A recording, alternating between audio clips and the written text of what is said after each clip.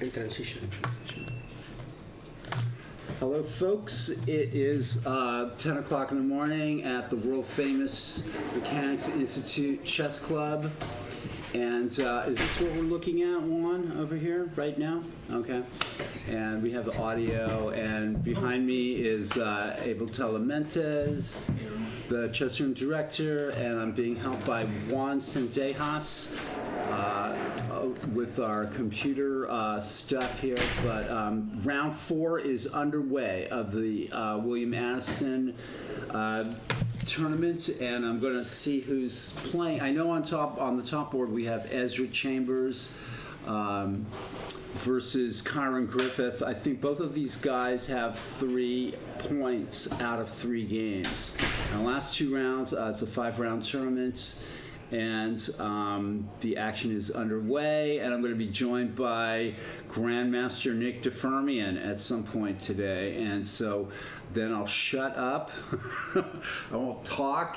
Let him do the great analysis and make. I'll still probably have something to say, but we'll just say okay. Here's the we'll get the DGP boards, and I get that with the 2-camera scene here. Right here. There's nowhere to go. Yeah, 2-camera scene, right?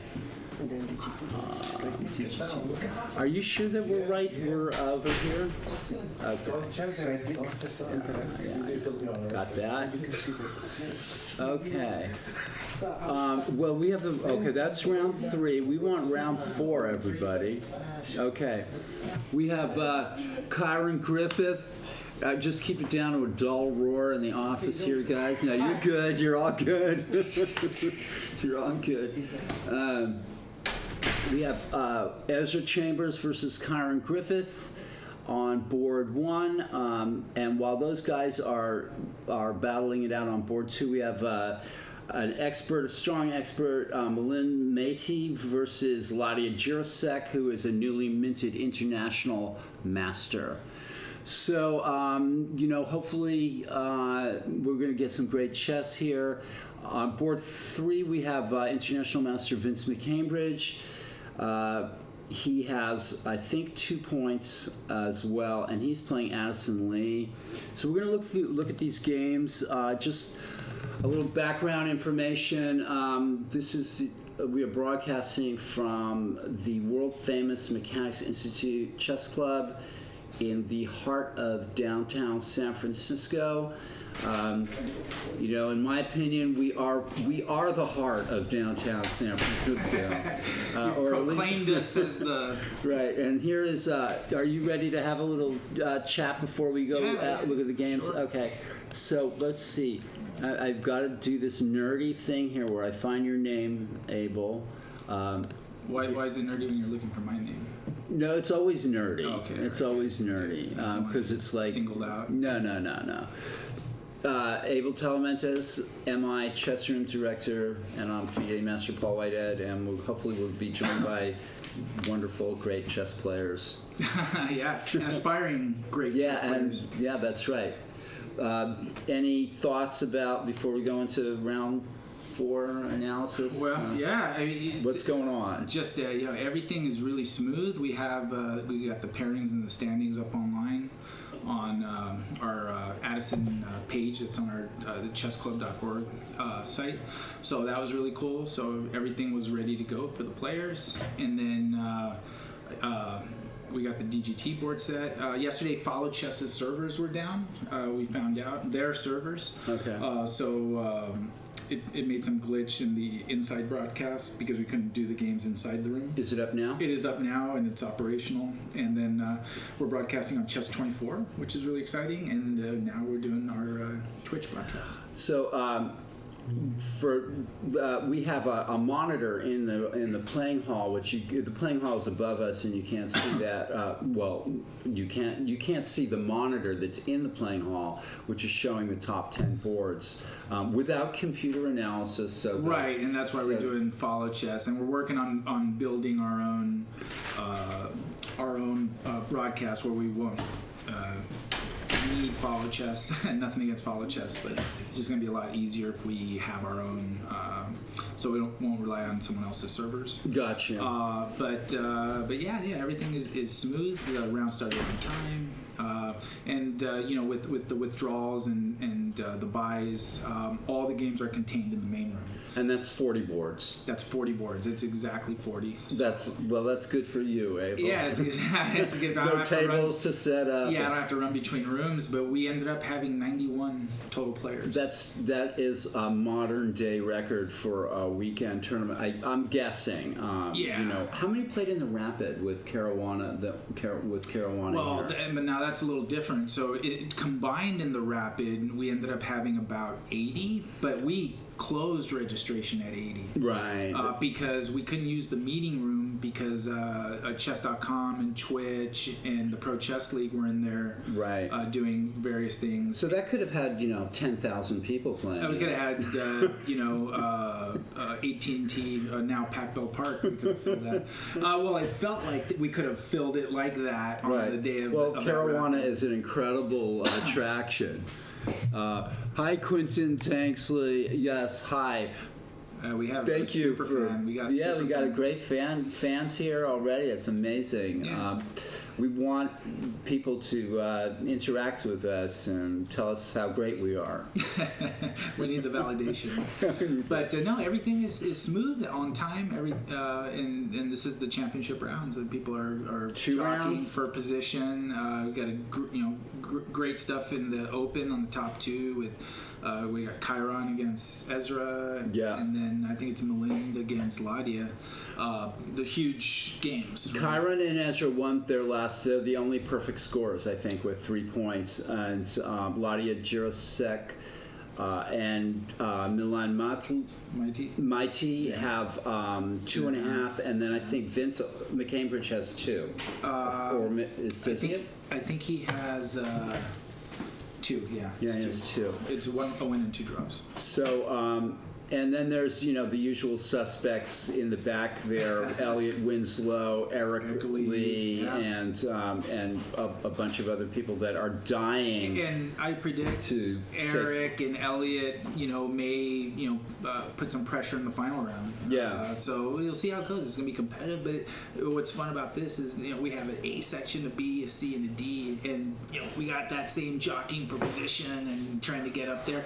And the really cool thing is we have a sibling duo playing on the broadcast because they're leading their section. So on board, I think 8 it is, we have Sophie Wang playing. I'm going to look for that. Yeah, I'm not sure. Yeah, we don't have the. Yeah, I'll print that out. But we have Sophie Wang on board 8, I believe. Oh yeah, it's up here. It's up here. Okay, good. Yeah, and then on board 10 we have Robert Wang because he's leading the D section. Right. So we have the B leader and the D leader playing on the broadcast. So the parents, they're probably in the DGT. The parents are probably in the meeting room watching both of their kids go up and challenge. And we are not only broadcasting the top 6 boards of the Tuesday night marathon. I keep saying the Tuesday night marathon, and it's not the Tuesday night marathon. It's Addison. The Addison Memorial. I'm trying to do 3 things at once, and I haven't had all my coffee. We have the top A board on a DGT, 6. the top B, top A, the top B board, and the top C board and D. Yeah. And we had those folks. Did Evan I draw? Let's see. Did he draw yesterday? Actually, just go to round 3. Oh, I can go to round 3 and look. That's a good point. He lost to Ladia Jirosek. He probably should have won that game, as Ladia said. Ladia said he should have won. So. I'm going to let you get back to the games. I'm going to go check out in there. But you have tournament directing to do. Yeah. All right, thanks, and thank you. I'm going to take Abel's name off of here because otherwise people will think there's a ghost. Ta-da! Transition. It's early in the morning. Not early in the morning, but okay. So let's look at some of these games, folks. He was completely winning. That happens to everybody. Yes, it does happen to everybody, but it never happened to me. I was never winning and lost and lost. Just kidding. Let's see what's going on with Kyron Griffith. Wow, this is like a position from the 1970s, and I am not joking, folks. This is an opening that you would see Grief and Tarjan playing, and on Kovalik and all these guys from the old days. It's a Nadorf from, and I'm not sure what the theory is now, but very interesting. Let's see. Let's take a look at that. An old school Nadorf. This is right out of the 1970s, this opening here. Now, H6, usually they played B5, I think, back in the old days. And so H6 is, I'm not sure about what the theory is there. And these guys are much more, yeah, they've been studying the classics. Even though they've been studying the classics. So H6 was not the usual move back in the day. It was B5 and bishop to play bishop B7, and so it's unclear what H6. I guess if bishop H4 G5, and this is probably a well-known idea also back in the day, sort of very Walter Brownish. Opening theory is not my thing, so I'm going to just kind of leave it vague, and when we get to some more meat and potatoes, I will make a pass at some different judgment. Let's go to the second board here.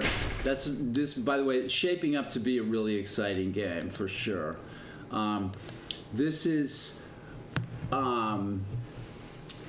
Matai versus Jirasek. Meat and potatoes. Yeah, well, I just say the first thing that comes into my head, you guys. Sorry. Yeah. Everything okay? Yeah, we're being refreshed, and I need refreshing. So let's go back. This is obviously a King's Indian and another topical line of the King's Indian. Let's see. Are you in your boxing? Are you about to start your boxing stance back there? Let's see. Let's see the tournament director get ready. Just getting ready. The tournament director is getting ready for all things. Yeah. Okay. That was just terrific. Okay. Okay, let's see the King's Indian. Let's see the line of the King's Indian. Oh, it's H3, Knight A6. This is fair. This is typical King's Indian kind of stuff going on here. So it would be here. I'm not sure if White's mixing up systems. I don't know about this time. You know, maybe he is with Bishop G5 and H3. How well those moves go together. It looks to me like Bishop E3 is sort of more consistent here. White's trying to provoke H6. And yes, you can play A5 or Knight A6 first. There's subtle differences between the two moves. I've played I usually play A5 before Knight A6 too. But there are differences, and if you're interested, of course, you can get a book and look at the games and research some of the. Obviously, when Black plays Knight A6, imagine we just folder and just. When Black plays Knight A6, White could maybe try to.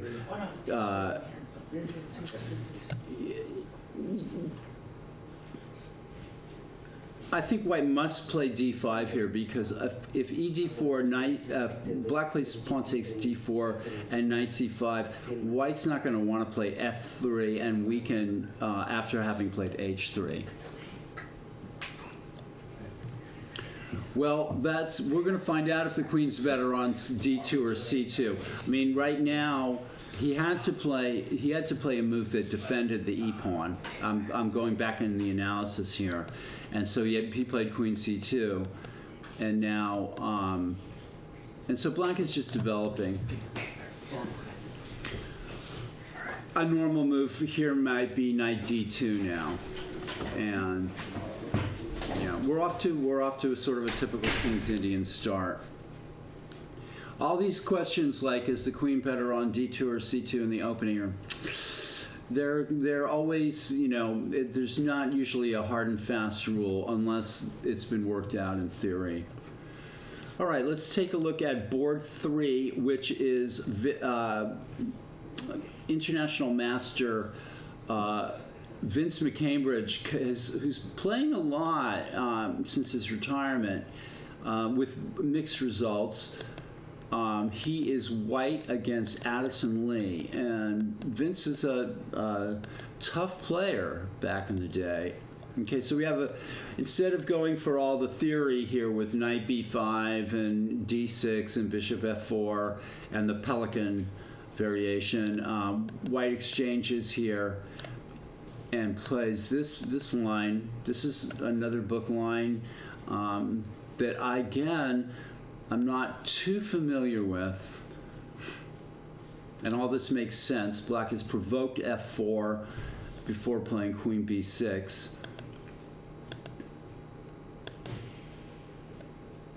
And there must be theory on this, for sure.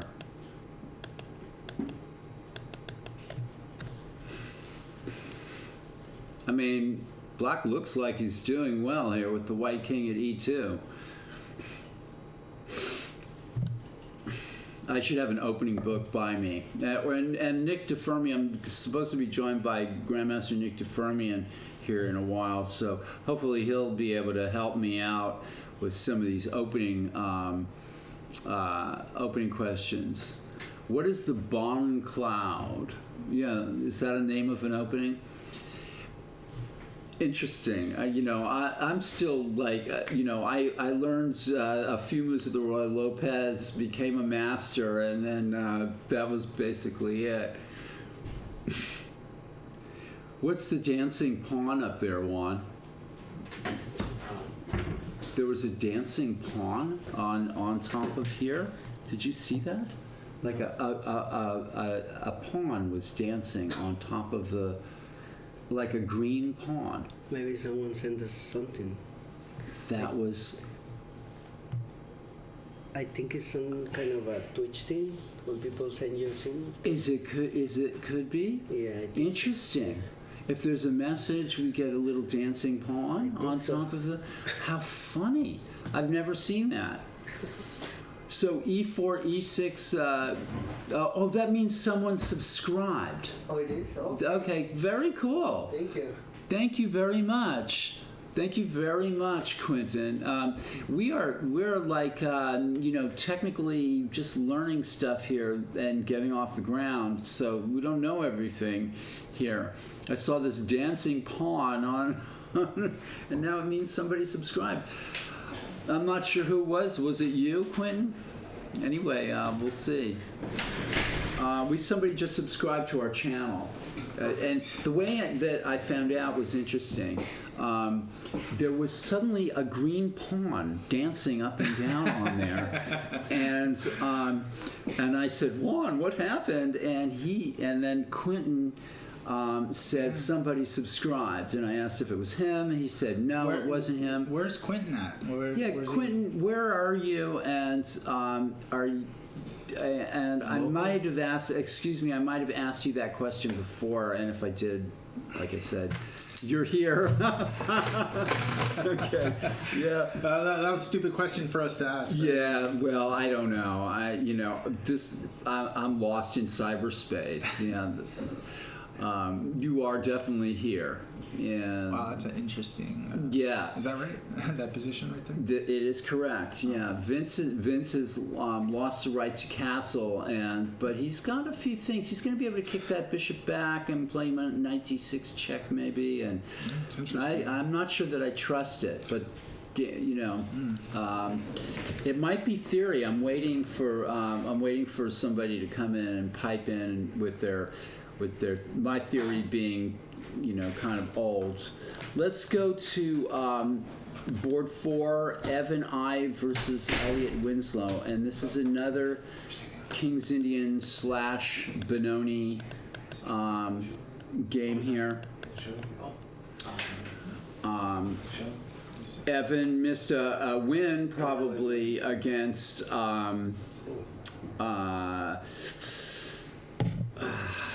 Evan missed a win against Lottie and Jurasek in the last round 3, and now he's going to try to get revenge against another international master, which is Elliot Winslow. And we have a variation of the Benoni / Kings Indian, and the players are playing sort of normal moves in these kinds of positions. So I'm going to move on to board 5.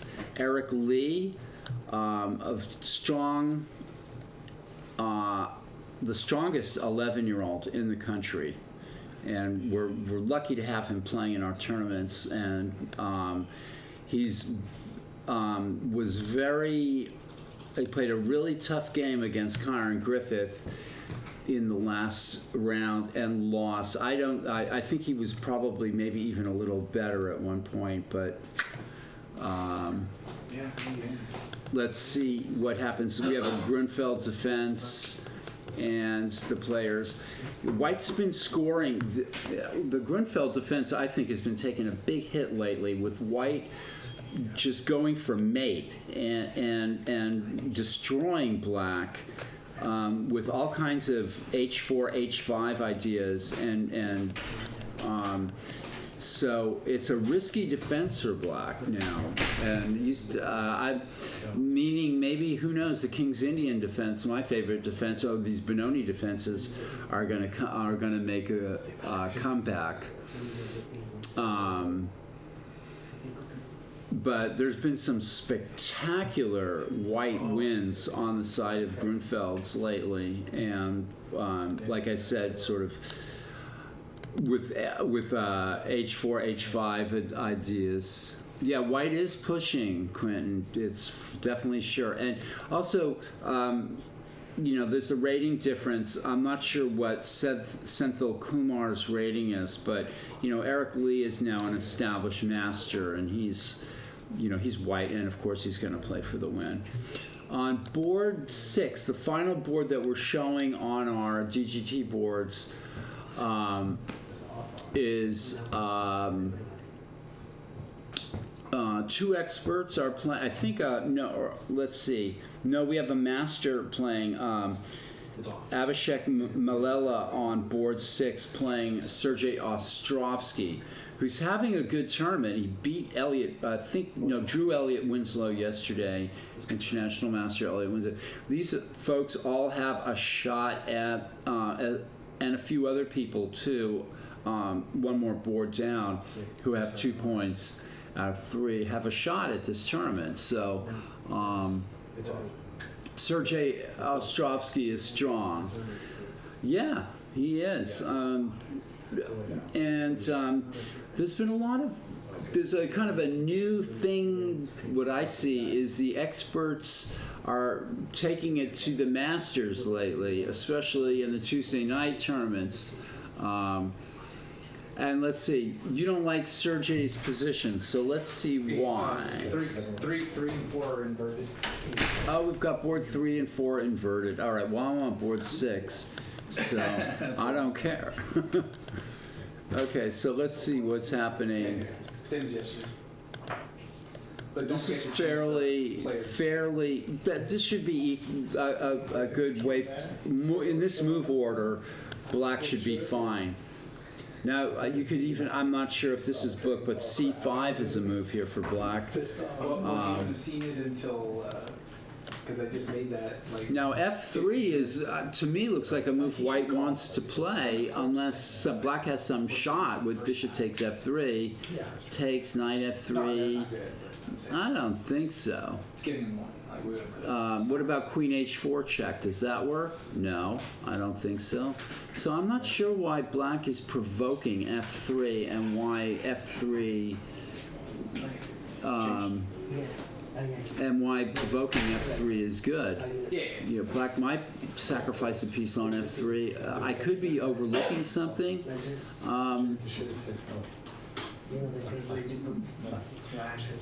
Maybe knight H6 and F5. Well, your bishop is going to be attacked on after white plays F3. So I'm not sure. Let's roll on, folks, to board 7, and this is the top board in the A section. And what we're doing here, y'all, is we are highlighting not just the top boards in the open section, but we are also, which I think is an incredible innovative idea, is we're looking at the top boards in the A section, the B section, the C section, and the D section. And those games are no less instructive to people watching chess, especially if my commentary is any halfway decent. And we've also had the players come in here and analyze, and that's been a shot in the arm for them as well. So it's a lot of fun, and we're making it fun for those players as well. So let's see what happens here. This is the top section in the A. And both of these players, I'm not sure what their scores are. They're the leaders. They're on board 1 in their respective section, the A section. Bishop B5 check, one of my favorite moves. Take everybody out of book, and then win because you're a good chess player, or I used to be a good chess player. Let's see what's going on here. Rook E1, and white's playing a kind of a typical way to play these positions. Queen B3 is an interesting move, and black offers the exchange of queens. Now this is just, they're playing chess. I like it. They're both developing their pieces and not blundering anything, and that's good. Good way to play chess. So Quentin lost to a 2000 player to Bishop B5 check. Bishop B5 against a Sicilian has been one of my favorite moves ever since I started playing chess, or I became a master, and it's a good way to take people out of the book, and there's not a lot of theory on it, and you're kind of, I've nailed a couple of strong players with it in my day, and so if you know you're playing somebody that's super booked up, you can play Bishop B5 check or Bishop B5 against Knight C6, and be pretty confident that they're not gonna that you're sort of both on your own at that point, and that could be good or bad. Okay, so let's go. Now we're going to look at the top B. I'm not. Okay, so we have Sophie Wang here. That's the B. Yeah, in the B section. Is that correct? That is. Yep, that's right. Okay. Somebody is shouting out for you, Quentin, on Twitch. Quentin's gonna get his own fan base. Yeah, you can have your own fan, and you might be a streamer for all I know. Okay, so let's take a look at Sophie Wang, who was in here, and these players this is the top section in the B section, and Sophie played a really nice game yesterday and has a perfect score, and I'm guessing the veteran Teodoro Polaris has a perfect score probably as well. These are the leaders in the B section, and we're getting a quiet opening here. Okay. Not much going on. Both players are being careful. Now, this is the top board in the C section. And playing black is one of my students. I teach a Thursday class here. And so, Quentin, are you talking about the last game that we just looked at here, which was, let's go all the way back. Dum, da, da, dum. Take, and now c4. That can be played, but bishop d3, it was played by Bobby Fischer against Petrosian, so that's also kind of mainstream. So there's different ways of playing these positions. Let's go back to Albert Starr versus Matteo Hansen. Matteo Hansen, I'm not sure what these players' scores are, but this is board 1 in the C section, and that I know Albert Starr is playing. He's a veteran chess player, and Matteo is a young chess player. So we have a lot of these kind of matchups here in chess in the Bay Area. It's very valuable for younger players to play veteran chess players. And we have a sort of a Roy Lopez reversed here with bishop b4. Suppose white could play knight takes e5. And if bishop c3, I'm guessing white's not going to win a pawn, but I'm not 100% sure. And yes, I think he did play bishop d3, and that's not out of the question, because if black takes on c3, white can take with the d pawn. On the other hand, I've seen similar ideas with black. I mean, I'm not a fan of it, but it can happen. So, for example, here, and white's going to maybe develop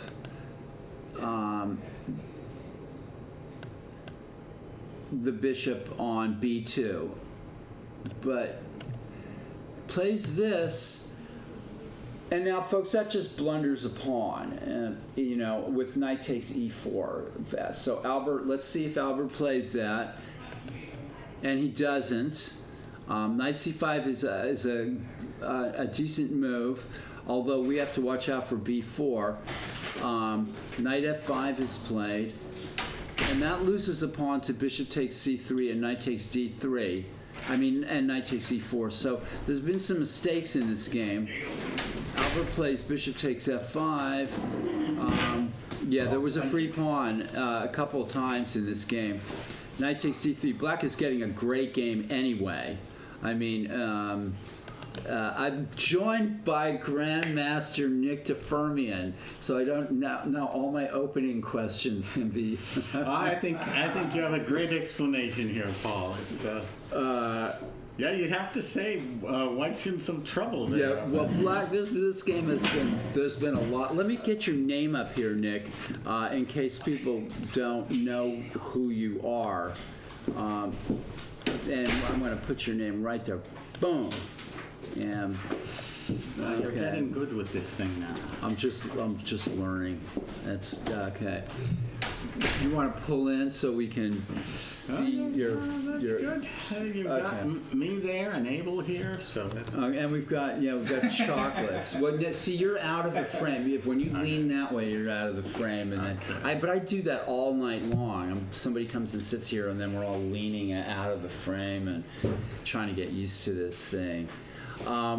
Okay. One comment. Albert Starr has been playing very well recently. Well, that's because of me, Nick. I thought there was a reason. Coming to Paul's class on Thursdays. Albert is on fire. He's been winning money in the tournament. He's been winning money in our chess tournaments, and he's playing great chess, and so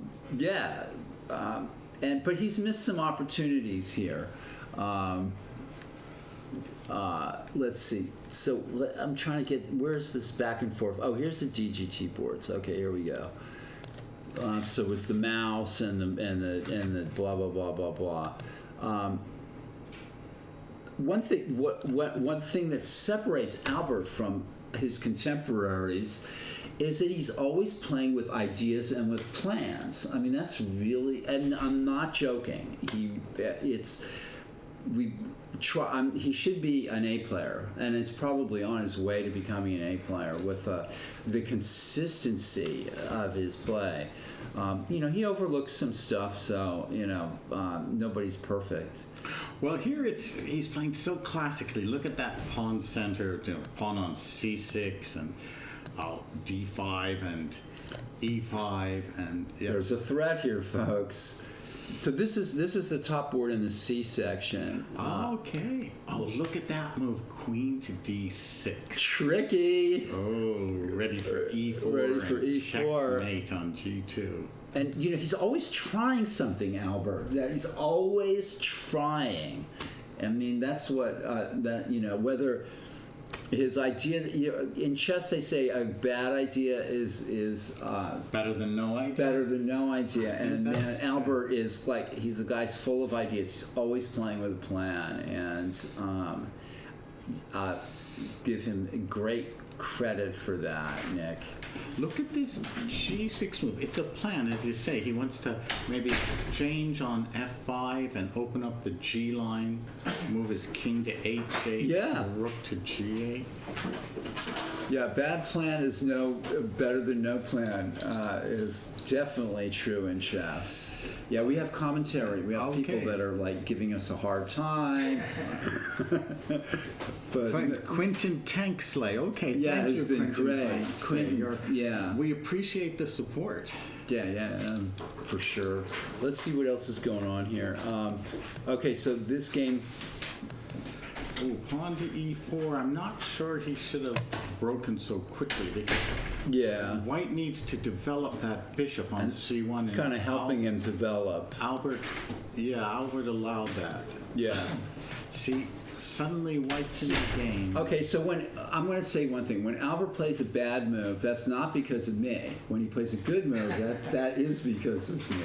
Thank you for clarifying that. Paul, we need to put you into politics. That's what should be called politics. Politics. Politics. Nick, feel free to grab this mouse from me. There's not a lot of variations as yet. That's okay. Thanks for pronouncing it right the first time, Nick. Okay, so I get Quentin Tanksley. I pronounced correctly. I probably butchered it.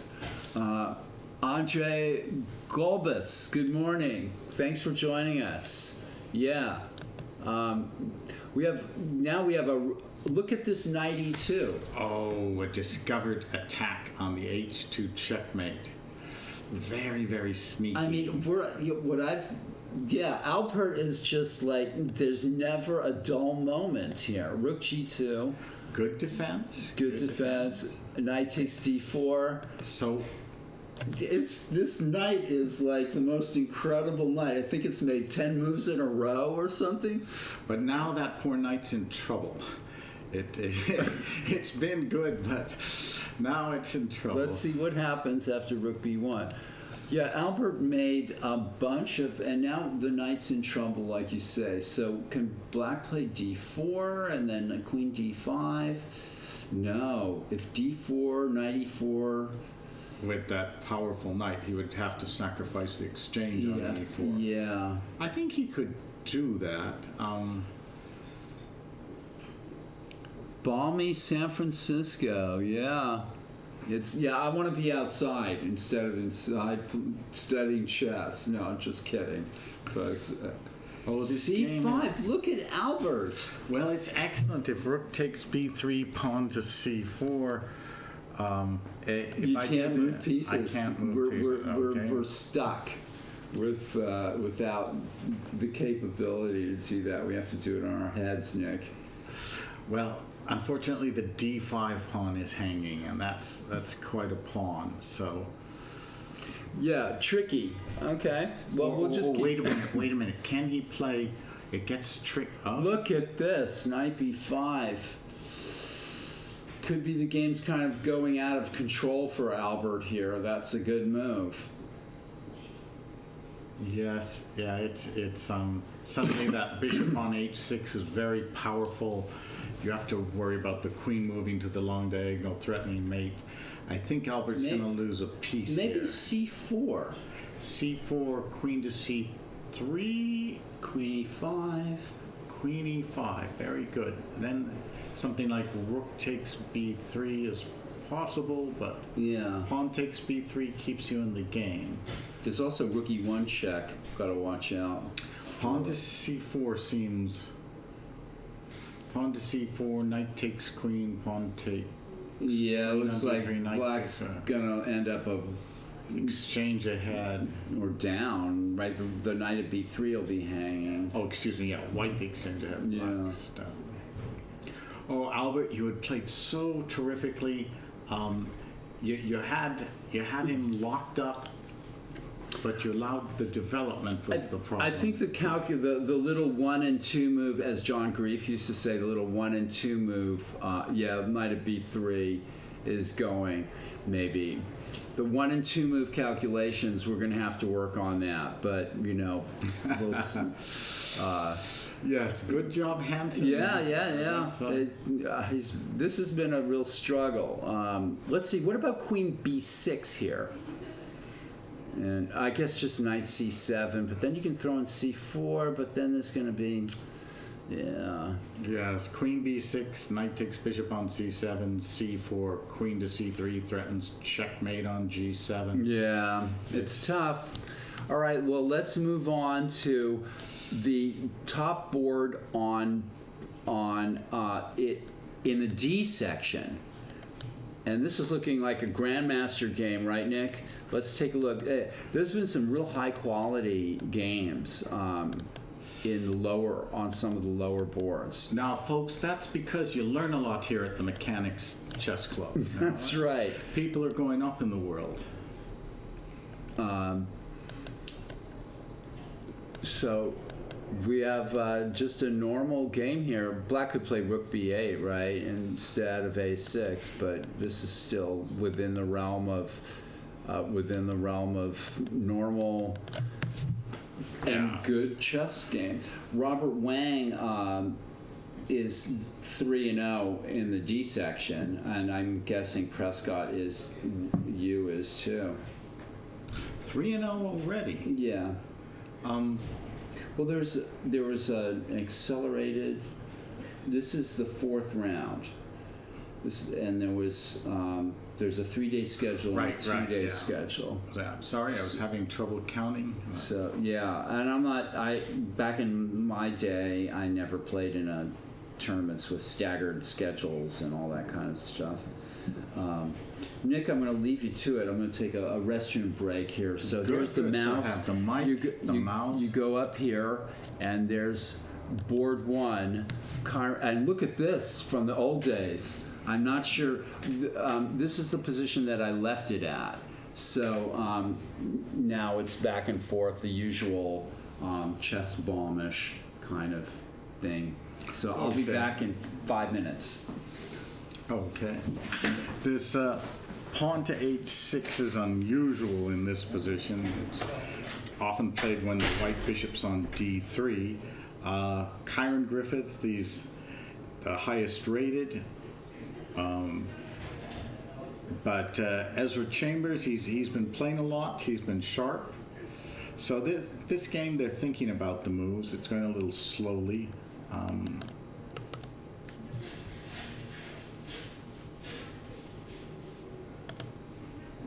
Let's take a look at some of the others.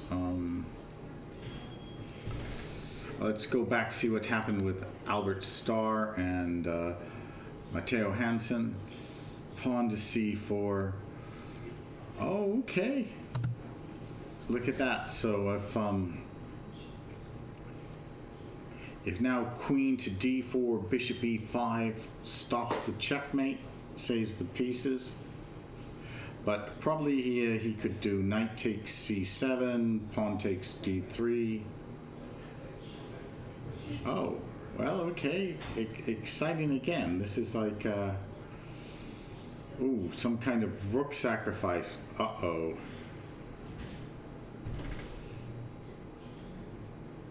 Now it's getting complicated again. These games are very entertaining. Maybe he should play rook to E1 check. Trade the rooks. Or just pawn, yes, rook takes E1 check. Trade the rooks, pawn takes rook on B3, knight takes bishop on C7, and maybe pawn to B2, threatening. The problem with pawn takes B3 now is knight takes C7 on any check. The king can just go to H2.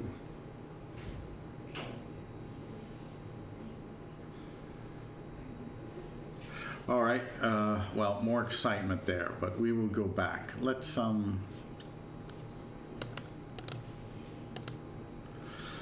see how some of our regulars are doing. Elliot Winslow against Black against Avon I.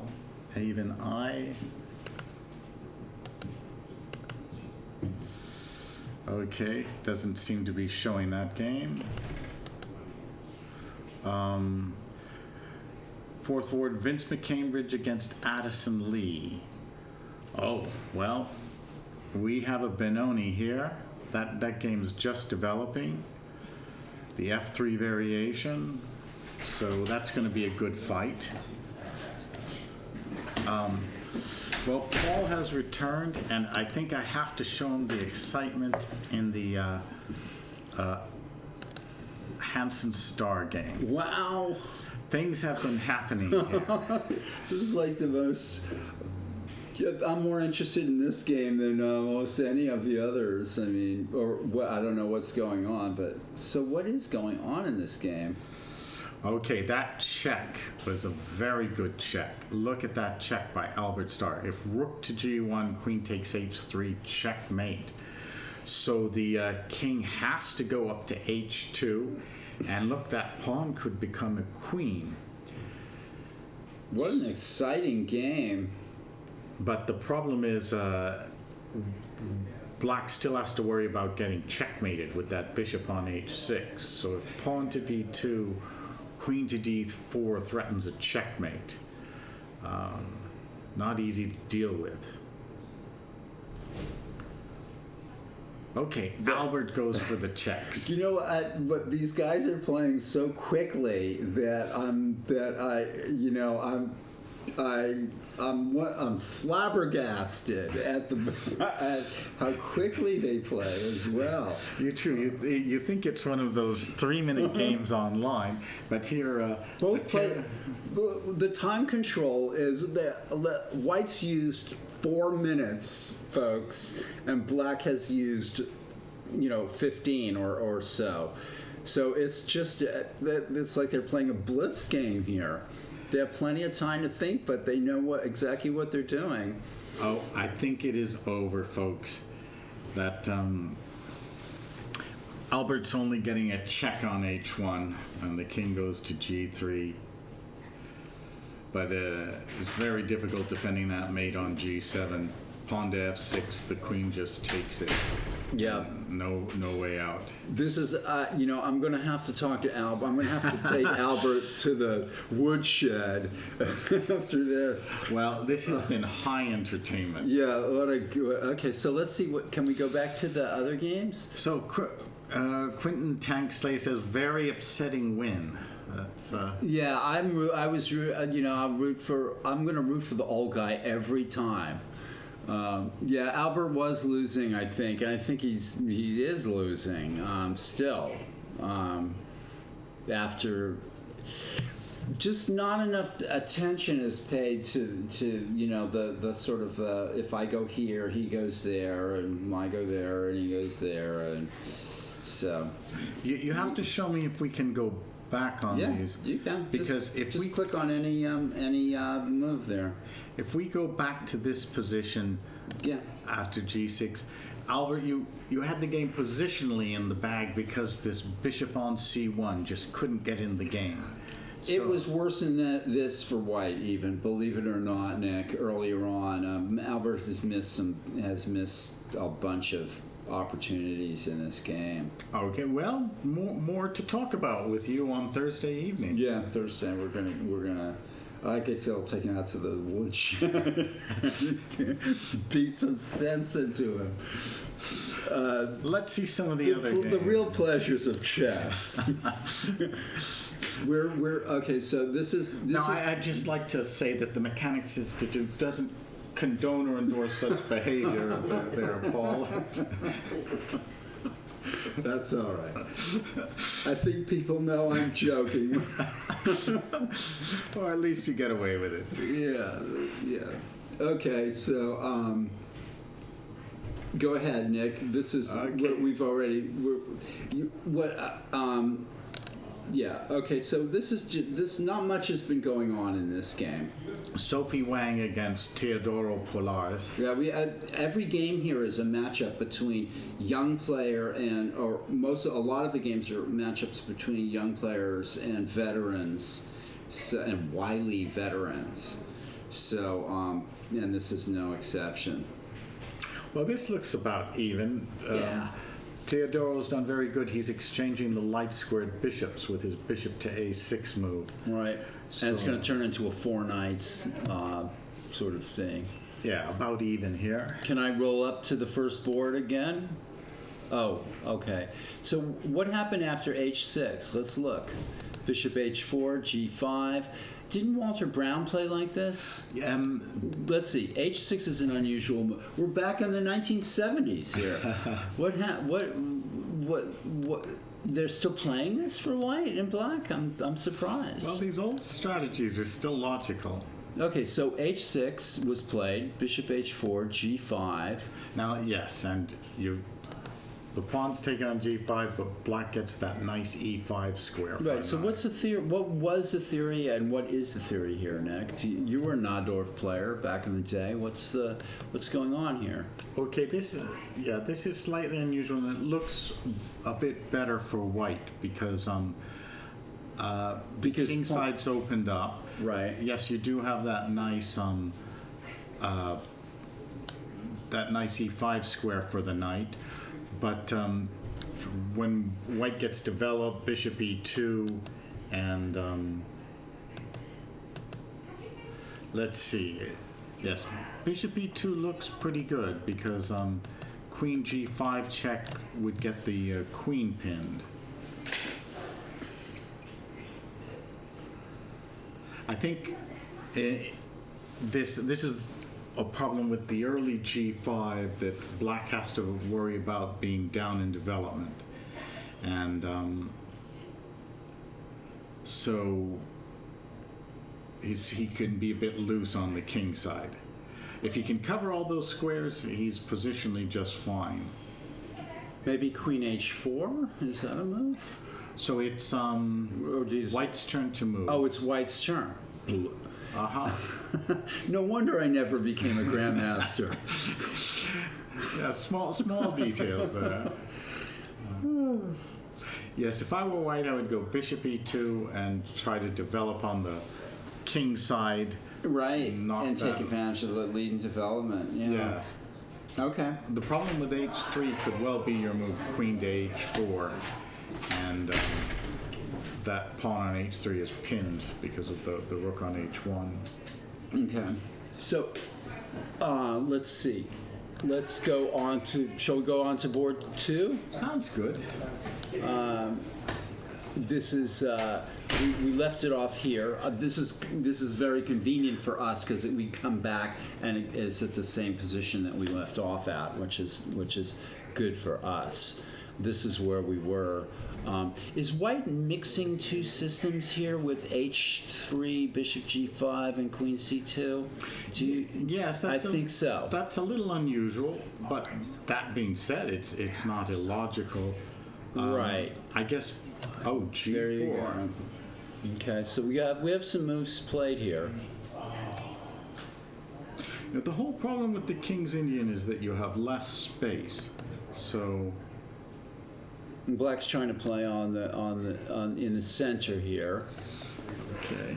If black can get some activity on the queen side, then it could be good. And white has to decide where his king's going to go.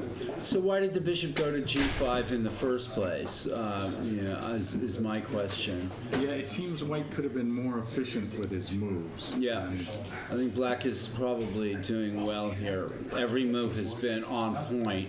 Yes. And I think, so, yeah, I'm not convinced. Yeah, the problem with White's position is when black gets some lead in development, the position can just erupt and get blown open. And white king's still in the center. Yeah. You've got all this space, but if you can't control it, that's not going to help you. Okay, let's move on to board 3. I guess the great Elliot Winslow. And yesterday we saw a lot of dragons, and today we're seeing a lot of. This is. I thought this was Juan. Do we have the correct boards on 3 and 4 now? Yeah. So this is actually the Winslow game. We had the wrong position. And do you know anything about this this particular position? This was popular in around the year 2000 or something. A lot of players, Kramnik and some others, would play the Sheveshnikov variation. Right. And so instead of doing that, players went into the 4 knights. And white tries to get a space advantage. He doesn't. His king's a little disturbed, but I'll say.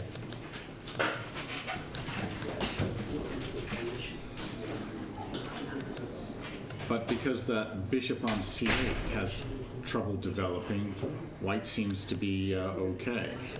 That's a check. Okay, now check. That's. I don't know why he did that check exactly. Right. And black is, I play these kind of positions with black, or this opening with black, and often the horrible thing that can happen to black is that he's got a nice structure, but there's no safe place for the king. I mean, I'm not saying a queen a5 check does look bizarre, but I guess bishop c7, queen c3, or he's trying to tactically. Let's see what happens. Okay, queen d2, pawn to c5. Now that's nice because the white squared bishop Can come out. to a nice diagonal on the. Oh, that was odd. What was particularly odd about it? Oh, you see, I wanted to develop the bishop to b7. Right. Okay, maybe the queen. He's trying to, maybe he has to do it eventually anyway, or I don't know. If black just gets developed, he's okay. It's going to be good. He's going to be fine, yeah. But the game's about even. Okay. Nice unbalanced position. Yeah. Tough to play for both sides, maybe. A little tougher to play with black. I always, I don't know. So Evan I, do you know anything about Evan I? He's a kid. Is Evan I is a young man? Is that correct? Yep. And he had Jurasek beaten in the last game, and which was actually quite a game. Nick, you should see that. And he lost to Ladia in a game that he probably should have won. So he's a good player. He missed opportunity yesterday. So this game is going on. All right, let's just keep moving here. Vince McCambridge versus Addison Lee. Now, This was, we can go back to the beginning and. yeah, so it's just a classic Benoni with the F3 variation, something Yasser Seirawan used to play a lot. Okay. See, this is why you're here, and I can't provide so much of this opening information is lost, or I just don't know it. And is this how Yasser used to play it, like this? Yasser would often go bishop to g5, but in general it's similar. Right.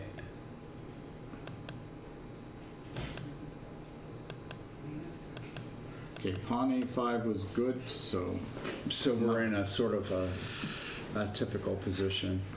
and yeah, so black needs to find some sort of white's idea is to slowly develop, and then he would end up pushing the pawns on the king side. But meanwhile, black is trying to get play. He could try pawn to h5, pawn to h4. Right, those typical ideas here. If he goes pawn to b5, then white takes it en passant, and the Go black- Yasser. Oh, look at that. There's actually a picture of Yasser. Okay. I don't know how you guys do that.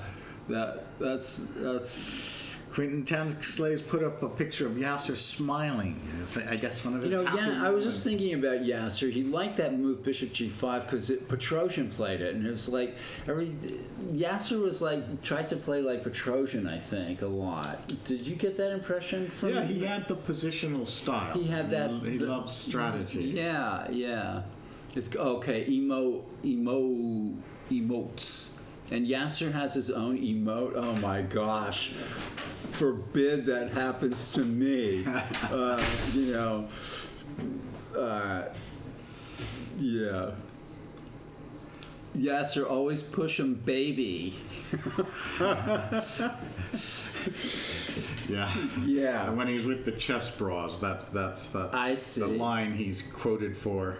Yeah, push He him. always said, "Push him, baby," and everybody's taken up that mantra. Okay. Get those See? little pawns going. Push him, baby. See, Nick, you're on top of all this stuff. you know? Well, it's a good strategy. If you get those pawns to the end, you know, They become you're rich. queens and. Yeah. Okay, well, I'm learning something new every day about the chess world. So these games are developing a bit slow. Yeah. Good strategy. Okay, let's keep moving on. see if there's another game. Here's like Eric Lee. Now, Eric Alfred Lee is my Starr. guy. Eric Lee is the 11-year-old that lost to Kyron Griffith last night, but he shouldn't have won. I mean, he shouldn't have lost, I don't think. And the only thing I was saying about this opening now is that white has been tearing black apart in some very beautiful games in the Grunfeld lately. Have you noticed that? Yes, whites. They've They whites just been go- more aggressive. Very aggressive, just goes h4, h5, and opens them up like a can of tomatoes, and that's the end. But I've been seeing a lot of that. And young Eric Lee, he seems to be very well versed in theory. Is this theory? Yeah, probably. And here, okay, it seems to me that white has gotten the edge. Oops, I say that queen h4 is a threat, threatening check. Okay, gets rid of the checkmate threat on Yeah, the black was threatening queen h4. threatening the bishop and mate. So Right. that stops that. And bishops exchange. So it seems to me white is just getting a space advantage out of this. Trade the bishops. That move. No. Well, that move might win something. Is that why it's played? Oh, okay. Just a tactical opportunity. But Does maybe it? Does doesn't. it though? Yeah. Because you had a positional advantage. Just trade the bishops, pawn to c4. Let's see what Nick is talking about here. Maybe Just pawn to c4 right away.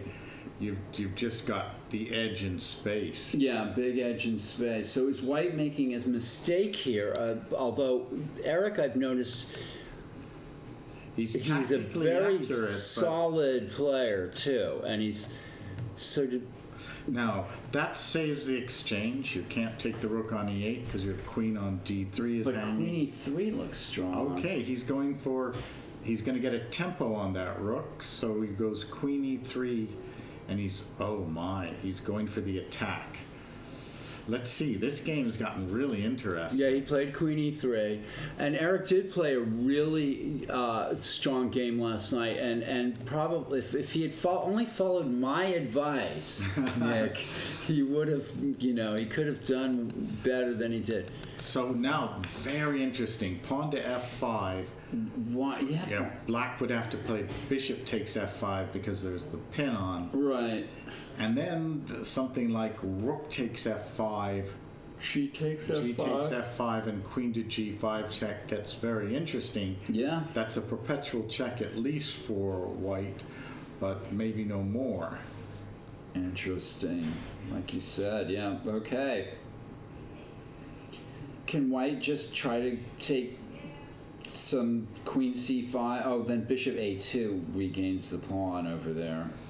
Okay, but that's quite possible. And that's what he did without too much thought, I guess. Oh, because the rook comes to d1. I mean, white just has a nice initiative, but then queen b6. F5 and f6 is still going to always be a threat. Yes, f5 Right. f6 looks like a tremendous threat right here. Interesting. Both players are moving very fast. I mean, this is the time control is 90 minutes for. Give us the time control. What's the time control? Game 90, I-30. Game 90, and with a 30-second increment. Are you allowed in here? Is your game over? I'm not in there. Is your game over? My game's not. Okay. Get out of here, Elliot Winslow. Wow. Thank you, Elliot, for informing us about the time control. Yeah. So it seems to me they're playing like very fast. Doesn't it seem that way to you? Like both players have used less than half an hour? Yes, the beginning very complicated, but undoubtedly it was theory. Now, though, it's how many moves? 19 moves, and I would expect we're out of theory. Yeah. Okay. Let's move on. If you think we should. This is the last board in the open section, Ostrovsky, and we had this position. What do you know about this? There was a lot of speculation, and white did play f3 just as I thought, and saying to black, "Where's the beef?" And black did take on f3. My God. Okay, that's so. If you just take on f3, I know. I which didn't you think did, this was. I didn't think this was sufficient for black. and now queen to f6. Okay. That's actually a good, sort of a good move. I guess. It looks very good, but I'm wondering. All right, do you have such a great discovered check? Yeah. I guess you can win a pawn on h2 and come back to g4. I don't think this is enough. I just can't believe black has two attacking pieces. It's just, Okay, so he did bishop g2, ignoring that now. Okay, that looks very nice. If bishop takes g2, knight to g4 check wins the bishop on e3. So should he just go pawn to h3 and say, fine. Then you've got a piece for 2 pawns. And what happens after bishop takes h6? I guess you have to make a discovered check first before you take the bishop on the bishop back. But more pieces are getting exchanged. Bishop takes h6 and some move like knight to pretty d4. dull on my part, I know. That's also possible, yes. It doesn't look. It doesn't look right. I did something like this against my brother once in a similar opening, which, by the way, came about. It came about like this. I think black has a good game here already, right? Well, this is theory. Or it's theory, and now maybe c5. Is c5 the right? What's the right move here? Taking on e2, or playing c5? Is c5 a move? Probably, yes. I think they've both been tried. If you take on e2, white should be a little better. Sure. Maybe yes. Even if you go pawn to f5, white has choices of what to do. Right. But I think c5 has been played, and it's supposed to be a little better for white. Because But only a little. black might lose a pawn after pawn takes pawn off a pawn, or I don't know. Yes, so Ostrovsky's playing very principally, just go attack that d4 square. I didn't think this was enough for black, but Well, Malala he's just being aggressive. He's just throwing it all out there. yeah, So thank you for that. At least we're entertained here. that's the important thing. Yes. All right, so this is board 1 in the A section. Now, we're all out of the open section, and we're in the board 1 in the A section. This wasn't a very interesting opening. I don't think it was a bishop b5, Sicilian, and both. I'm thankful that neither player has made an egregious blunder. But apart from Oops, Queen no. b2 is adventurous. Okay, he gave up the pawn. Now it got interesting. Knight b5. Now, not threatening to trap the queen, but attacking 2 pawns.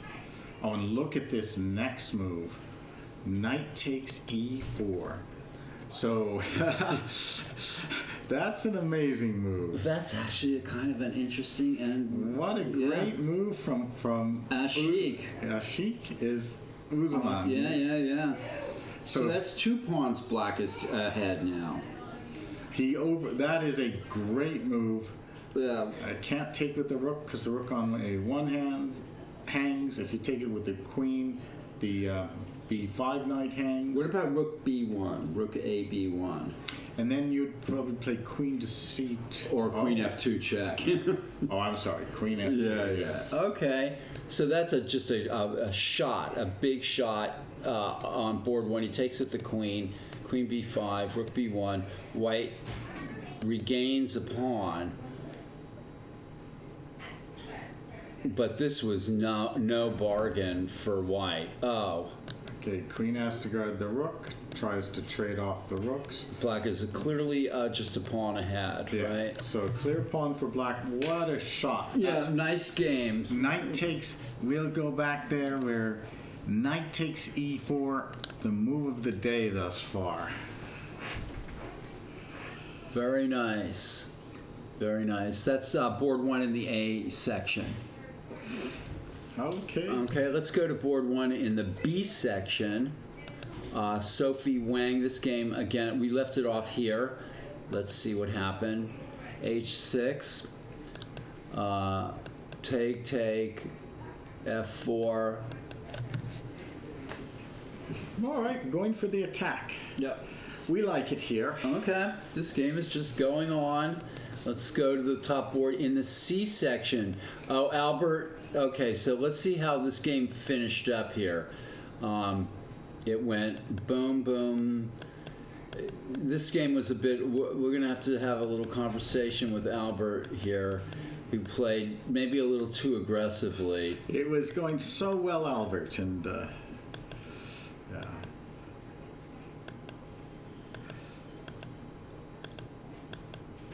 A couple of cheap tries. It didn't quite work out. Albert's doing it. The guy knows how to. Yeah. Wow. Okay. All right. I think that one of the problems here is that both players were playing too quickly. White used 2 minutes in this game. Possibly used more time than that because I think the 30-second Yes, is an yes, increment. yes. Yeah. But still, not enough time to play a decent game of chess, really. lots of action in that game.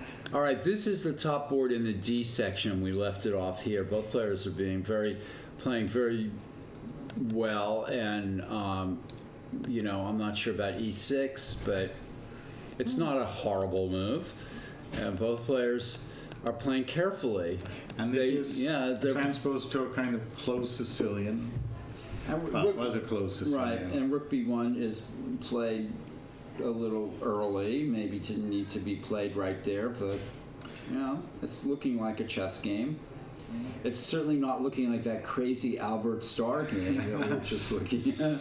Yes, well, this is slowly building, both sides maneuvering their pieces, so the action will come later. Quentin, I don't think you missed. Yeah, well, you did miss some fireworks. You actually missed a kind of a nice move here from Ashik Uzaman. We're going to go back here. So the game was kind of progressing normally, rook c8, and then white pitched pawn at b2 mistakenly. Well, thinking his next move after the capture was very aggressive, hitting the d6 pawn, the a7 pawn, getting the queen in a little trouble. And I think Nick and I just learned a new tactic here, knight e4. That's a nice move on Black's part. And if you missed anything, you missed that nice move. And then the game just kind of went on to... A little coffee with a little milk, if possible. No sugar? No sugar. All right, thank you. Okay. I'm good with coffee. Yeah, I'm fine. Yeah, fine. Okay, so we should take. Let's go back to board one here. White played h4. Oh, that's okay. That stops the queen from coming to g5. So, very logical. And but queen f6, you're still getting in on those is knight dark f2, squares. knight f2 is maybe a threat. Okay, stops queen f2 or knight f2. You almost beat GM Amon Hambleton in Blitz just now on chess.com, but lost on time. Well, congratulations. For sure.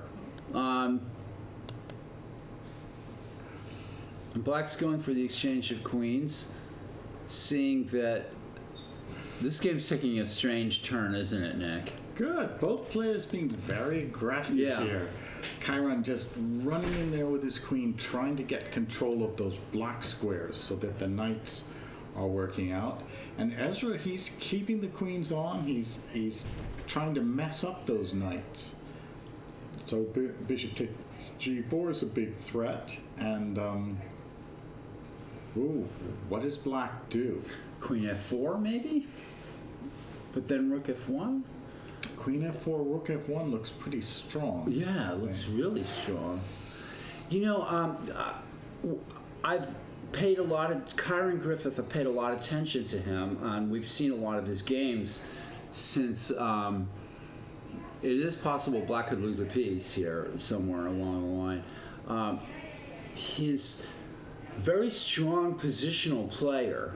And very strong positional player, but in tactics he gets messed up really, and I think he's deliberately trying to.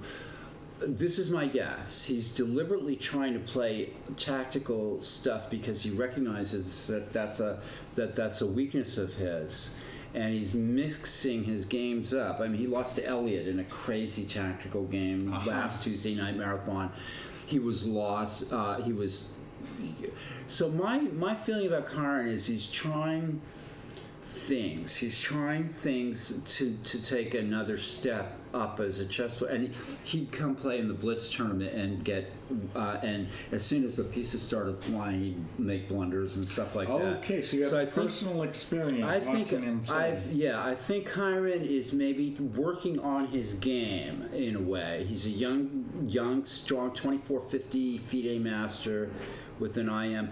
And I think this is a sort of a recognized weakness of his is the tactics, and I think he's deliberately playing into tactics because he's trying to work on that part of his game.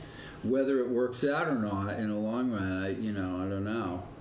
Well, Ezra's move Queen H3 and his last two moves Bishop E2, Rook D2, fighting for those squares there, and it looks like he's winning the battle. Queen to E3, Bishop takes G4, and if Queen to F4, Rook to F1. So maybe Black has to go Knight E3 Ezra's a player that he's good, but he needs some good results and a shot of confidence. Yeah. Okay. Well, I mean, we're liking white here, but we're gonna see what happens. You like the insight, Paul? Well, I don't know. I'm just talking off the top of my head. Shall we take a look at the? Yeah. Take a look at the board 2. Board I guess 2. I go. I'm going down the line here. So I just use the King's Indian. We left it after Queen A5. G5. G5. That's not a positional move you really want to make. It's Yeah. 90. 98. And now another bizarre Bishop positional. takes C5. Well, that's interesting. Because he's going after the A4 pawn. Is that the reason? So Queen takes C5, Knight takes E4, netting a pawn, but this feels so suspicious. Yeah, I mean, Black could even play Rook A4 maybe in that position or something. I don't know. And then Queen takes B2. Safest is just to take the bishop on C5 with a pawn, because the knight is coming to D6, and Black's king is going to be completely safe for the rest of the game. Oh, the jumping pawn thing. Does that mean we get another subscriber? Yeah. How cool is that? I didn't see it actually happen. The jumping pawn. So we're getting subscribers on this channel. That's good because we deserve it. We're great.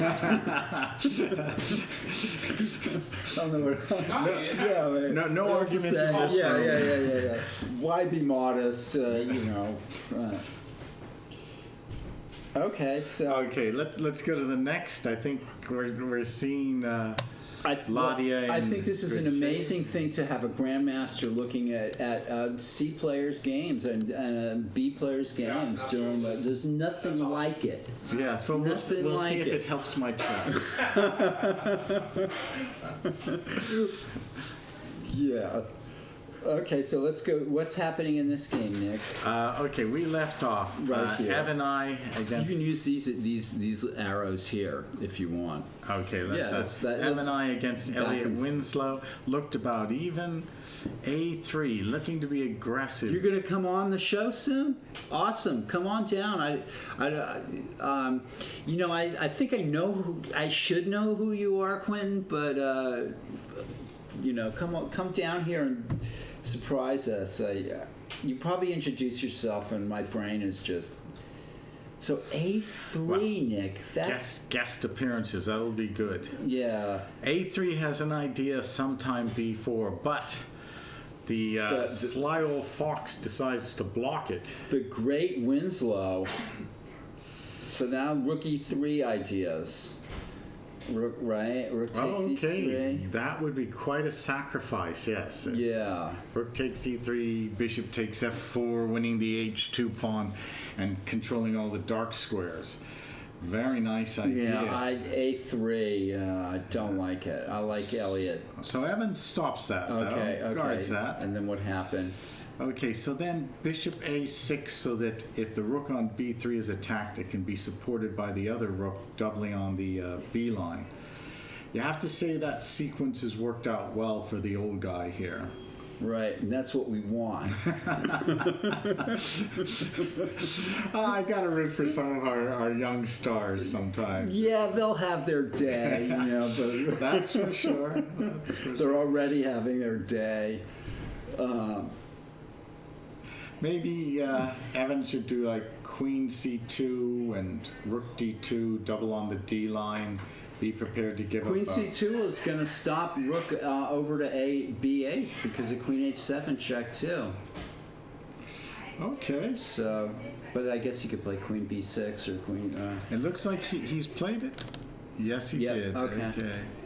These experts are just not as easy to beat as they were in the old days, Nick. It's a shame. You have to work for a living these days. All right, let's see what happened next. Well, let's go down to the next game. This is another old I'm not going to say old timer. It's getting old. It's horrible. But Vince McCambridge is playing Addison Lee. Is Addison Lee a young player? Yeah, he's like, I think 16 or 16. 7. No, I think he's 15. 15. Okay. Is he Vince McCambridge? Expert, yeah. And Vince McCambridge is in his 60s. So. Okay.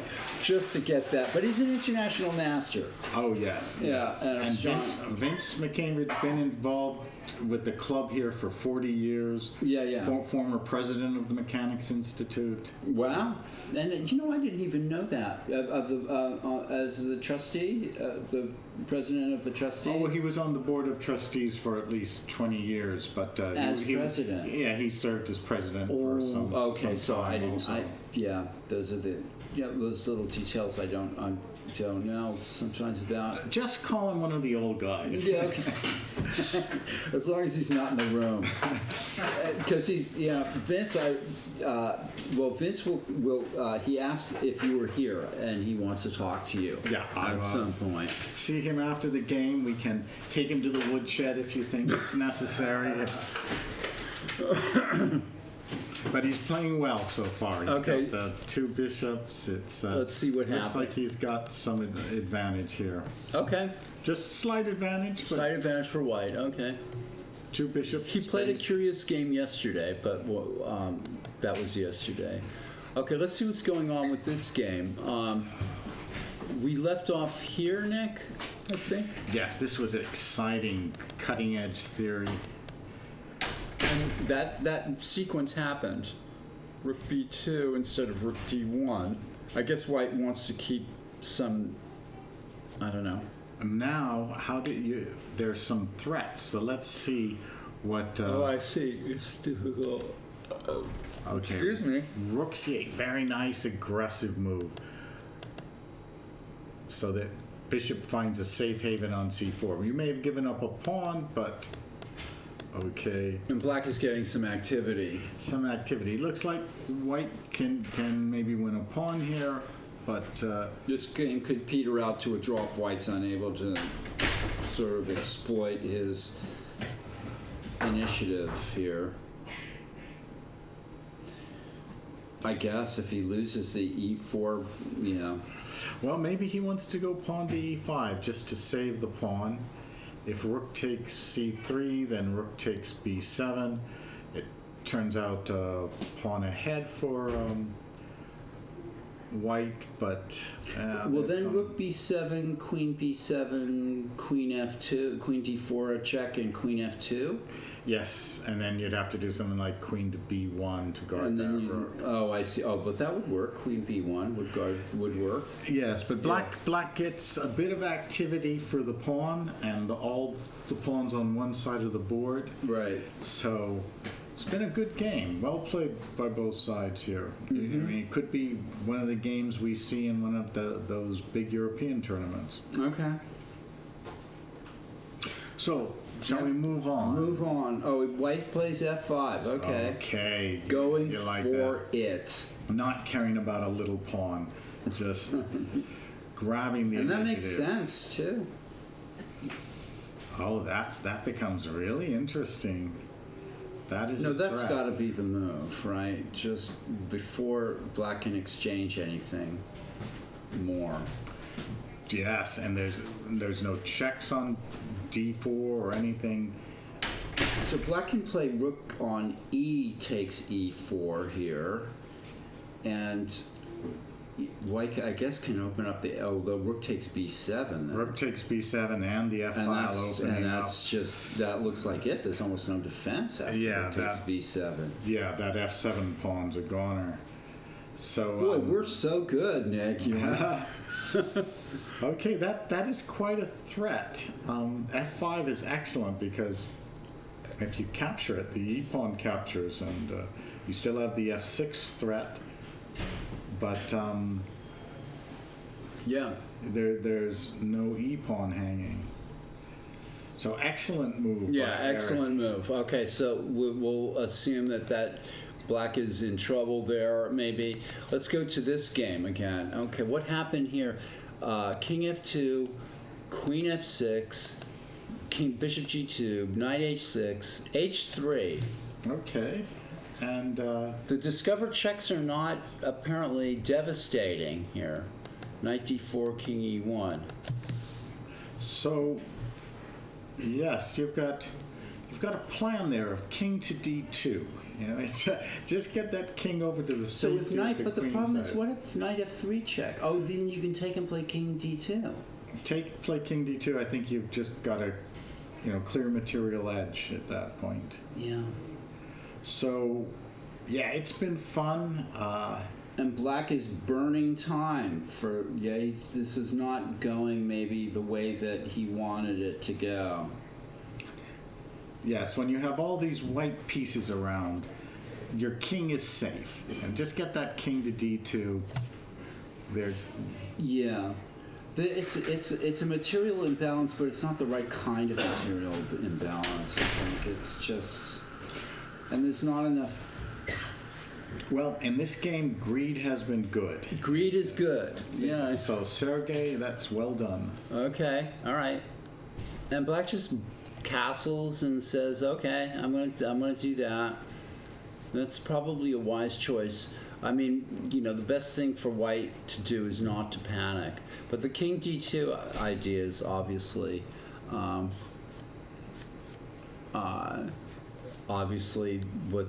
should be white's got to You know get. what? Hold it. What happens? I'm not sure that was right. Is queen to D2 now got a threat? Maybe. Queen D2. Yeah. Well, maybe I'm getting. You can still too play greedy. Queen H4 check to defend that. Yes. Defend that thing. I may be getting too greedy. All right, shall we move on? Yeah. Clearly, white's Yeah. doing well there. Okay. So this is board 1 in the A section, and the games are updating here. Let's see. Rook B8. We had this. Bishop F4. Maybe getting the bishop back into the game, but Okay, so a little bit of play there for Safi. not so easy now. Okay. Rook There's B7. Oh, I see. no back rank mates for the moment. Yeah. Yeah, Rook B7, then Rook C8 check is a Right. bit annoying. Exactly. Yeah.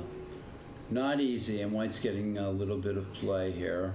Knight F6, you have Knight E5 or Knight G5.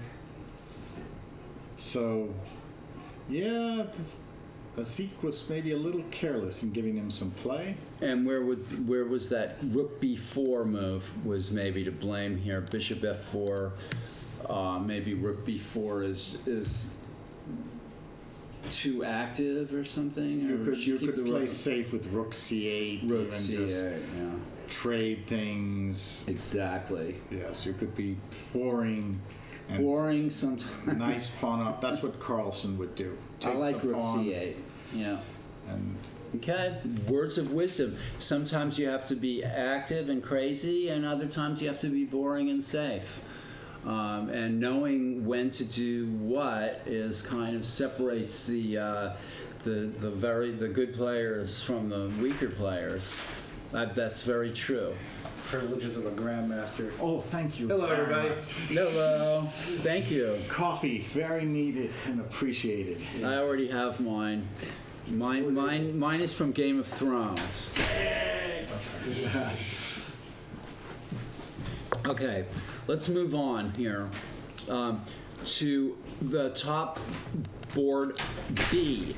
This is the board B player, and Sophie Wang is going for the attack against Teodoro Porlaris, and this is the top board in the B section.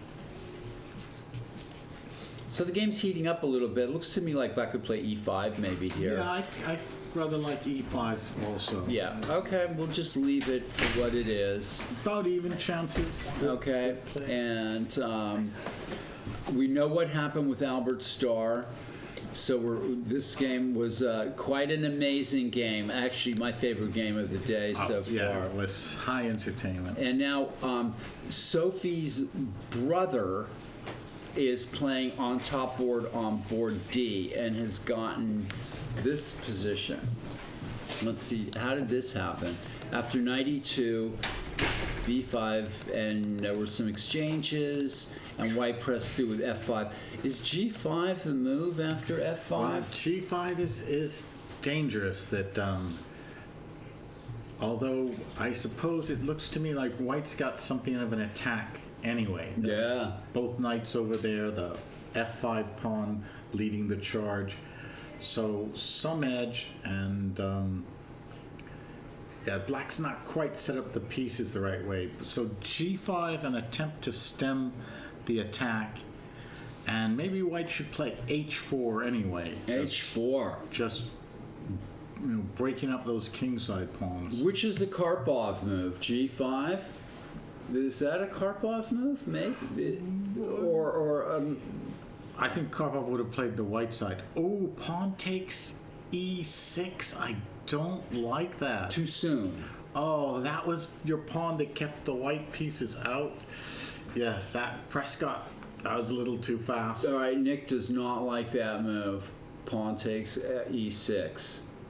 You're opening a file for you, but you're also opening up for black. Oh, so G4 is the Karpov move. G4 and F5. Well, I mean, did Spassky play like that against? Yeah, I think Karpov may have learned it from Spassky, because Okay. that was back in the 1960s. Spassky always played the closed Sicilian Closed with Sicilian, this pawn right. to G4 and such. With mixed results, right? I mean, it wasn't always. It was But pretty some successful. very good Spectacular, results, yeah, spectacular wins. Spassky's one of those players like Lasker that's hard to understand, I think, for a lot of chess players. He has that universal style. Yes, he had Played some, like, yeah. he had some brilliant attacking games Oh, in yeah. the 60s and 70s. Yeah, incredible. One of them they put on the James Bond film.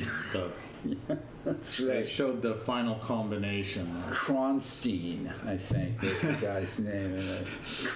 Kronstein. Does that sound like a bad guy or what? It did. Did he win the chess game in the movie? I don't know. Was somebody poisoned or stabbed or something? Well, before forget he- about that. Who won the chess game? I don't know. I was probably the bad guy because that was right at the beginning of the. It sounds like all the games I lose. The bad guy won. Yeah, me too. Yeah, Kronstein. What a great name for a chess player. Well, this game has took a turn. Prescott has given up his advantage with that exchange on So E6 with the in pawn. this tournament, we have the Uzaman clan and the Wang clan. Yes. So we have, and they're all fighting for prizes. That's, back in the old days, it was the Whiteheads and the Costigans. Now it's the Wangs and the Uzamans. Yeah, interesting. Well, the father and son combination in chess is a little unusual, I think. We often see brothers and Siblings. yeah, but so B3. This is kind of like a, first I'll play on the king's side, then I'll play on the queen's side, and I'm not really sure that the players know what's up here. Well, okay, about even here. Yeah. So why don't we move on to Let's move on. some... Back to the top boards. That's Oh, what I that do. was- that was it. Yeah, I usually go all the way down and then back all the way up. But I mean, you can. Oh, look at that move. Oh, so what happened? Queen H3 was played. Queen F4 was played. Right, and then Rook F1 was played, and then Queen G5. Okay, Karen finds a way out for that queen, which was really in trouble with the pin, luring the rook to F1 so that... Wow. Okay, And nice now Ezra, maneuver. now Ezra's burning time on the clock. various things to do. Bishop takes g4 or knight to f3. Actually, what happens on knight to f3? Black can take and then maybe take on h4. Okay, if knight f3 by white, knight takes f3, queen takes f3, queen takes h4, queen takes f7 check would be good. Oh, you're taking back with the queen on f3. Yes. So knight f3, queen f3. What if the knight goes back to e5? Then pawn takes the queen on g5. That's not fair. Well, it's complicated. Knight f3, maybe the queen just has to move. I see. Yeah. No, that's a good point. So, EP said we can use the Borno, right? Yes. Okay, thank you. And also, some kid complain, So knight f3, can the queen go back to e3 or? A, B, C, and Oh, queen to e3. Pinning. Nice, nice. Well, Okay. we have the boards, but we need to know before the start of the I wonder if knight to I would say d1 in would be a general, good move. Why not? Wow. Put some, you order some It's- speaker. Queen to f4. Well, Well, you know, if knight f3, you're no longer attacking the piece on g4. It's complicated, and Ezra is burning the clock here. But knight f3, you could retreat queen to g7. As well. We had a kids tournament. Maybe you go rook to g1, pinning that knight. On all of them. I think after knight f3, white's still But we just need to doing know. well. So like Okay. board 11, Joshua. But Ezra's clock is ticking He down. requested it, so we put it on. So I'll make an announcement. So, shall we move on? I have one more thought. Is it possible to play h takes g5 and then try to trap the knight on g4, maybe? Aha. Sometimes if I would H work, takes they don't have g5, one, rook two, I don't takes protect queen on tables. h3, I know, but still, probably bishop takes g4, knight takes Well, you want, g4. yeah, you can't trap it if you do that because the knight can go back to e5. Okay, you want Yeah. to go take and rook g1, but he's got rook h4, I guess, or the knight can move to e3 or something. Very complicated. It's complicated. It's complicated. So, Thank you, Quentin. Thank you very much. Yeah, we'll see you. Siblings is more common, yeah, than fathers and sons. Thanks for all of your input. We really appreciate it. Spread the word that the Mechanics Chess Club is on. All these videos are being archived as well onto YouTube, which is really cool.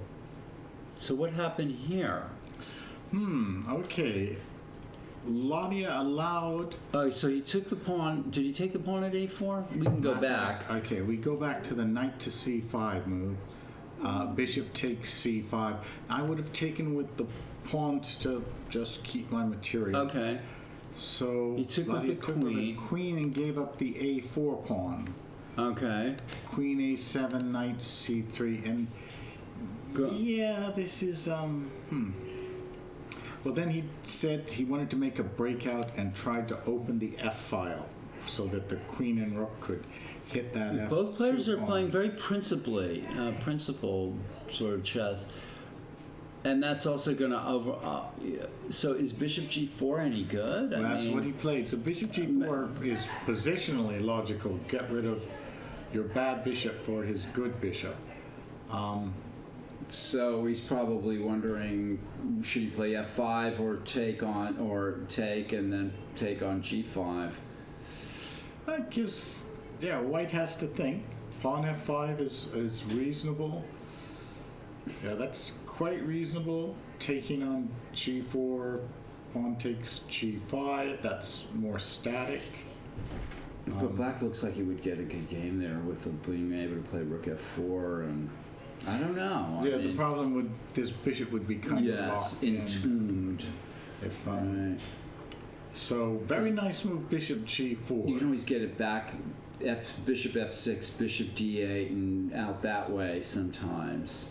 Also, there's an attack on F2 after black takes on G5 that white has to deal with. I don't know. Okay, well, yeah. choices here. Yeah, interesting. Shall we move on? Yes. Okay. The great Winslow.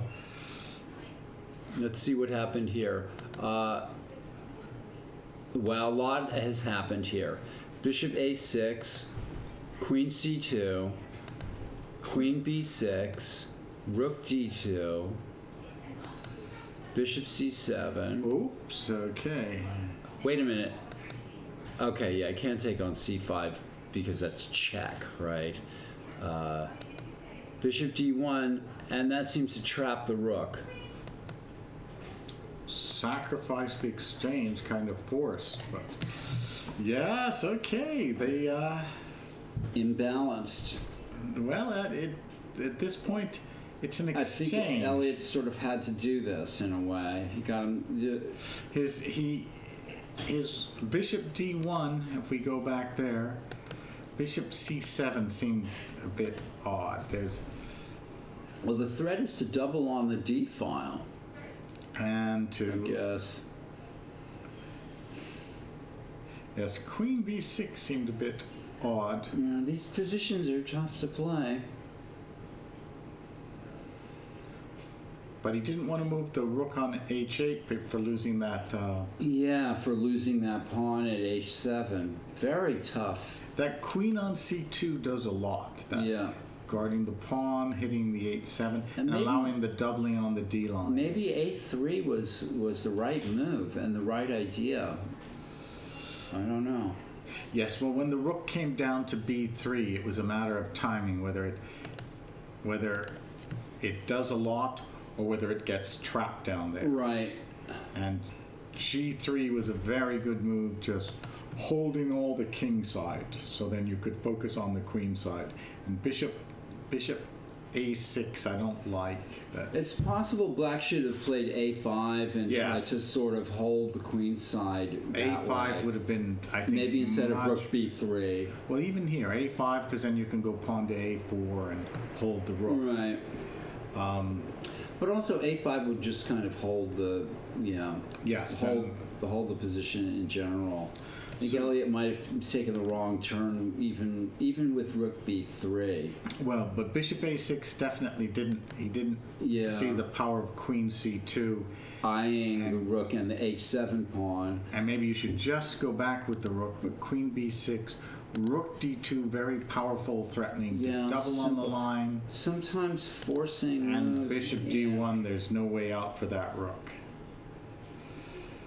So, yeah, in order not to lose it completely, he had to sacrifice the exchange, but Elliot Winslow in trouble, folks. Let's see what how it went here. F5, Queen C3, attacking the rook, Rook G8, Bishop F3, D6, King F2. Yeah.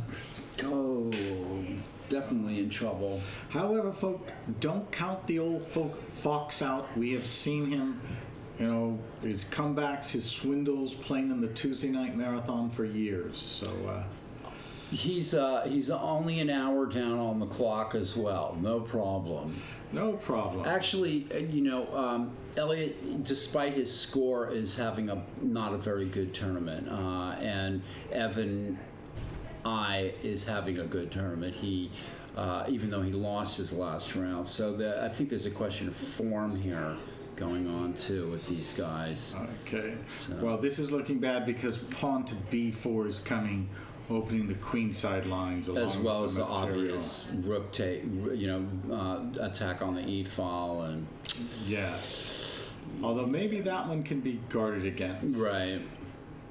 No. Yeah. Okay. But Rook G6, lateral defense. Everything is sort of hanging together by a thread. okay. Yeah. If you were white against me, Nick, I'd know I was lost. Well, yeah, probably if white is accurate, he'll win the game. Let's go back to Vince. What's happened here? It's for some reason it's not leaving us off here. If you don't mind, let me go. We were here, I think. Vince has played Rook A2 and doubled rooks, and now played Queen C1. Okay, that's nice the way he takes over the A file. He's, you fight for those small things like a file, and that can be the swing in a game. And this is 2 bishops, so there's a lot of potential here in this game. On the other hand, black has a real Benoni position. The knights, the pawns on b5 and c5. So if you play the Benoni, you can't be afraid of a bad position. As long as you have some activity, some shots. Right. All right, shall we move on? Yes. Nothing amazing. Eric Lee. Oh, there was this game. Okay, so F5 was played, and he did play rook takes rook e4, rook b7, and played queen e8. Wow. How does that survive? It doesn't look like it does survive. Oops. That just there's 3 of those white ones on F7. White's thinking, but I mean, we're looking almost at forced mate possibilities. There's not even a check for black, so yes, this game is over, folks. Yeah. Yeah. Nice game by white all around. I mean, who knows what happened, what might have occurred earlier, but white is now winning. Sure. Eric Lee is an up-and-coming talent. You watch out for him. Can I show you the game? Yeah, this is Eric Lee polishing off this. Let me show you his game from yesterday really quickly. He's playing Kyron Griffith, who plays a very, sort of a positional, and we get a sort of a Dragon Nadorf hybrid here, in which white looks like he gets a kind of a grip, but Eric Lee plays, and this rook a2, but this is, watch what happens here. Bishop d4, rook d4, d5, h4. Yeah, h4 was a bit provocative when you've got a rook on a2. Right. Bishop g5, queen g7, b3, knight e5. Watch this black knight. Oh, that knight has become And now, terrific. If black had just played h5, I think he would have had a really terrific game. Now the here. e6 pawn is hanging. Oh, that's right. Right. Okay, so because white couldn't play in the last position. White couldn't play rook e6 because of queen d7. So queen f7, rook f3, and now he should have played h5. Instead of queen to f7. White got in h5, and if actually, I think black has played a really good game here. Black came back really well. And now he would have had the good knight. Yeah, and this is very surprising. I mean, all of the judgment that he made up to this one point when he played queen f7, if he had just played h5, I think black would have had a very good game here. Yes, probably slightly better for black. black. Yeah. When white played h5, it just loosened black up too much, and then it's funny. The game went downhill quickly. Really quickly, yeah. Knight g7 was a blunder, actually. Knight g7, he took, and then rook f6 was too powerful.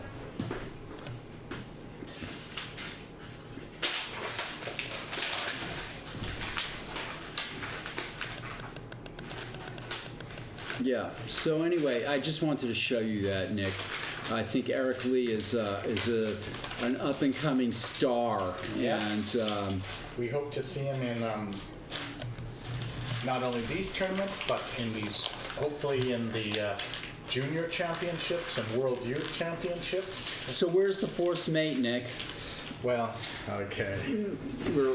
I think you don't do it by check, something like rook to h7, king to g5, queen to g7, because black doesn't even have a check. I like that move, queen g7. Yeah, chasing him around chasing him, sort of coming up and around the other side. That's absolutely brutal. we'll get back to this, but I think we can count on Eric to wrap that up. Yeah, I agree. Okay, so back to this game.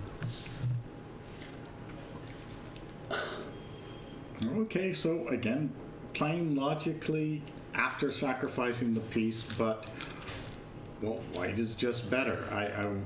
Okay. Queen to d2. I So think what- he should have gone king to So d2. after we're saying king to d2. After bishop takes, queen takes, and in my mind, he did play the queen to d2. Right. here. Well, that's what I was just looking at. Okay, I would get the king to safety with king to d2, but he did queen there, check, takes, and you can't castle is the problem because Maybe the he king's forgot. already. Yeah, if you could castle it would be great, Okay. but it gives black a little initiative here, and white has to be careful on. Yeah, I mean the white rook is completely out of the game, and if it could get into the game, Now see that f5 move. You are sacrificing another piece. Yeah. Now I was just going to look at that. What happens on bishop takes h6? I like this though. You're down. You go for it. You Yeah. give up another piece. Come on in. Yeah. I don't know. Maybe he went home. No. I don't. He'll come back. I don't know. You come on in if you or look for it. Maybe he's having lunch. I don't know.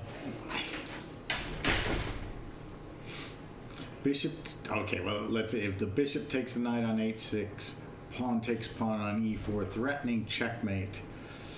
And you might if white has to play king d1, he's going to lose the rook at a1. Yeah. So. Even though that might be the thing to do, because your king will finally get safe at c2.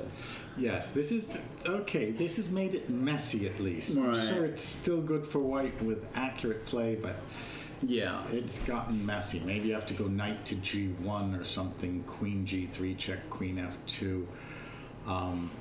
Oh, that's a nice little piece of calculation. But white's going to have to be very careful right now. I see. He did play knight g1, and but black didn't play.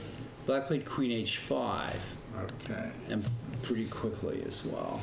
And I would still just try Boy, to... white has really seemed to be kind of floundering almost. Well, queen e2, right? Yeah, keep trying to trade those Yeah. queens. Right.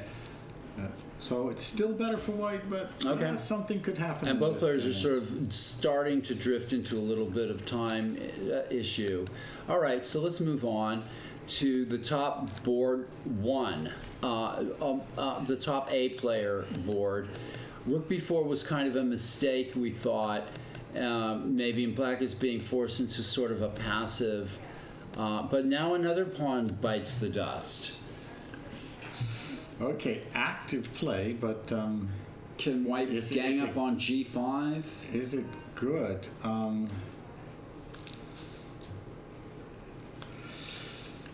All right. Aziki's just taking those pawns. You gotta like it.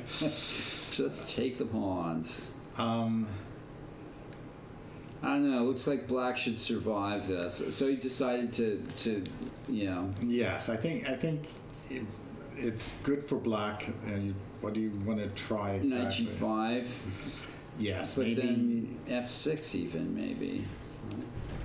I don't know. h5 first. Black should win. There's nothing. Black should win. White has some cheapo tries cheapos, coming yeah. up. So we'll get back to this. We'll get back to this. Absolutely. That's the top board A. And now we're back with the top board B game. Sophie Wang versus Teodoro Porlaris. And black played e5 like Nick and I thought was a good move. Queen g3. And rook g8 defends the queen, intending to either push the pawn or take on d4. So white does this, White's Chiefs. The pawn at yeah. Yeah, it's a trade. White has that wonderful d4 square for the knight, but the pawn on f5 actually blocks White's pieces from getting to the black Right. king. So some pluses and minuses. Right. Maybe I would slightly prefer black here. And White's plan maybe to put some pressure on the E file, or maybe play H3 and G4, right? Those are the kind of plans here. If you play h3, g4, your own king could be getting a little loose. Exactly. I think both sides will go for the E line, as you said. Okay, and we're starting to get towards the later stages of the game, and players are going to run out of time, and good. things are going to get really exciting here. Action in the time pressure. And we know what happened in this game. As you can see, a devastating finish. And this is Prescott U versus Sophie's brother. Let's see what's going on in this game. This game is heating up. B3 was played. We last were here. And black threw in this check, which looks logical to me, especially since white can't. Maybe white could have played d4. Well, everything's kind of loose. All right. Move the king is reasonable. Oh, now that's either good or bad. yes, not what I expected. I would have expected him to open it up. Yes, just you can go back and move. Trade the pawns on d3. And have some open lines there on the queen side for the rooks or the knight to hop in. Right. Pawn to c3 keeps it very close. Says you're going to win in the end game. Yes. Right. Good for the end game, but... right, but who said before the end game the gods have placed the middle game? Yes. Whatever. E5 might be a good move, huh? Well, or it might be a bad move. It's okay. A pawn heating it up. Opens... Yeah, I'm not sure, folks. Again, I would go slowly, queen to e2 or something. Or queen to e2 and bishop to e3. Develop those pieces. Nick, you like developing your pieces. There was this guy Paul, named Paul also that he just loved to develop his pieces. Bring your pieces out. Yeah, Paul Morphy. Paul Morphy Developed the pieces. Then you had more pieces around the battle when it happened. You're hearing it from us. Develop your pieces, folks, before it's too late.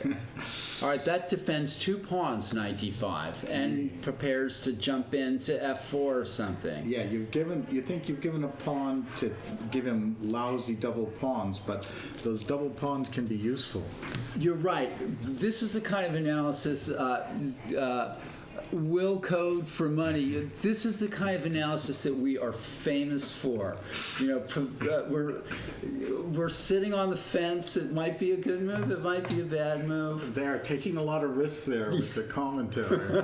Sometimes we know for sure. When it's pawn takes queen mate, I'm usually right on point with that move. Anything else is up for grabs. We're not using computers here, so that's things are not as we don't even have one hidden somewhere. We're just kind of making it up as we go along. Well, this is live real chess played by live real people, no silicon monsters. So we get the Sturm und Drang, the ups and downs. I don't think white's getting much here with this. Okay. That's my opinion. At least the white pieces are going to the king side. Right, and actually that's true. Knight g7 and knight e5 was a possibility. So queen e4 is very interesting here. And that was played. All right. Oh no! Well, can you take on f4 and give a check on g6? Oh no! What a blunder by black. Yeah, that's a terrible blunder by Robert Wang. But maybe he was already in a tough position. It was. Well, you had other moves. I think that this is a mistake. You could have gone bishop e8 or something, but bishop e8. Yeah. Okay, so we're seeing a very poor blunder on the top board in the D section. Bishop f4 was played, and now, unfortunately for Robert, he can't take back because of queen g6 check. Well, maybe you have to take with the rook. Take with the rook, queen g6 check, king f8, queen takes h6 check. It's not nice, but you have to survive, right? you have to survive. And that's good analysis too. You have to survive. Write that down, everybody. You who watch Game of Thrones and you see Arya Stark there, they say, "What do you say when you meet death? Not today." So just survive. Avoid checkmate. Okay. Good advice. So rook f4 is forced, I guess. Yeah, I don't think you have any chance of piece downs. Robert didn't quite calculate that one out. It's true that more overt mistakes are being made on the bottom boards. I've noticed. And Well, it's that gives us our real action. You know? I'll be right back. I'm going to use the restroom. Okay. And, I will Nick, you take. Continue. Okay.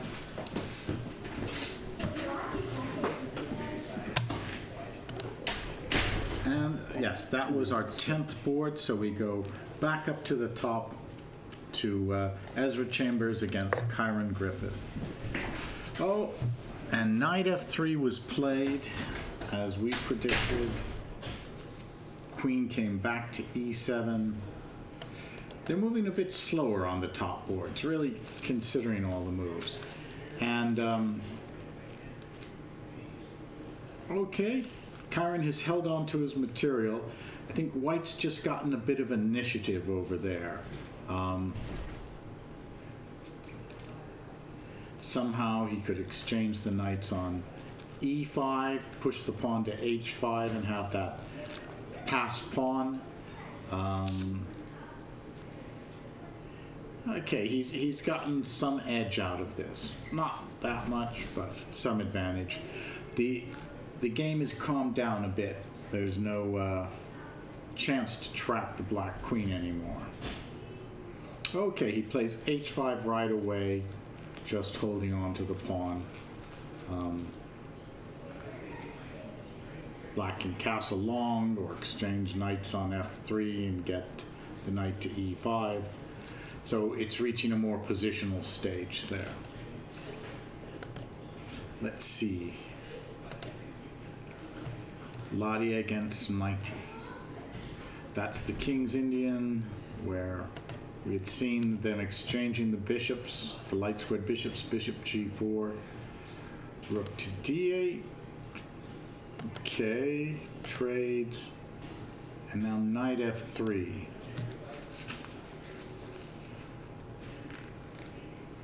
Again, black will be happy if things just open up and explode.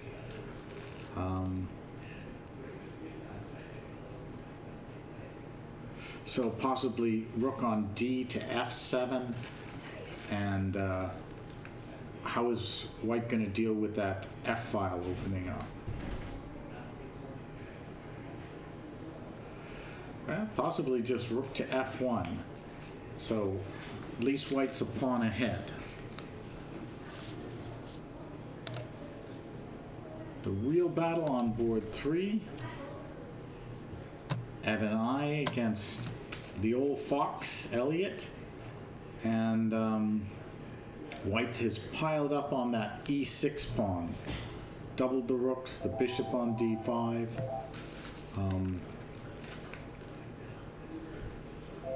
But the old fox is using the bishops as best they can, hitting the rook on Nick, are you okay? Yeah.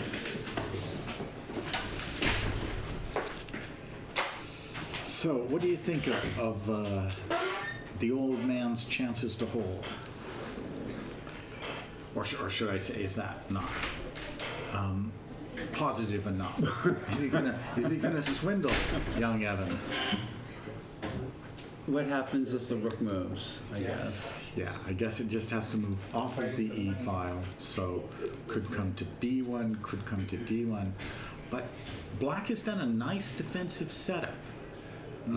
Really covered the E6 pawn, and now this bishop can come to B6, so B4 isn't as much of a threat as it has been. It's harder for White to break through here.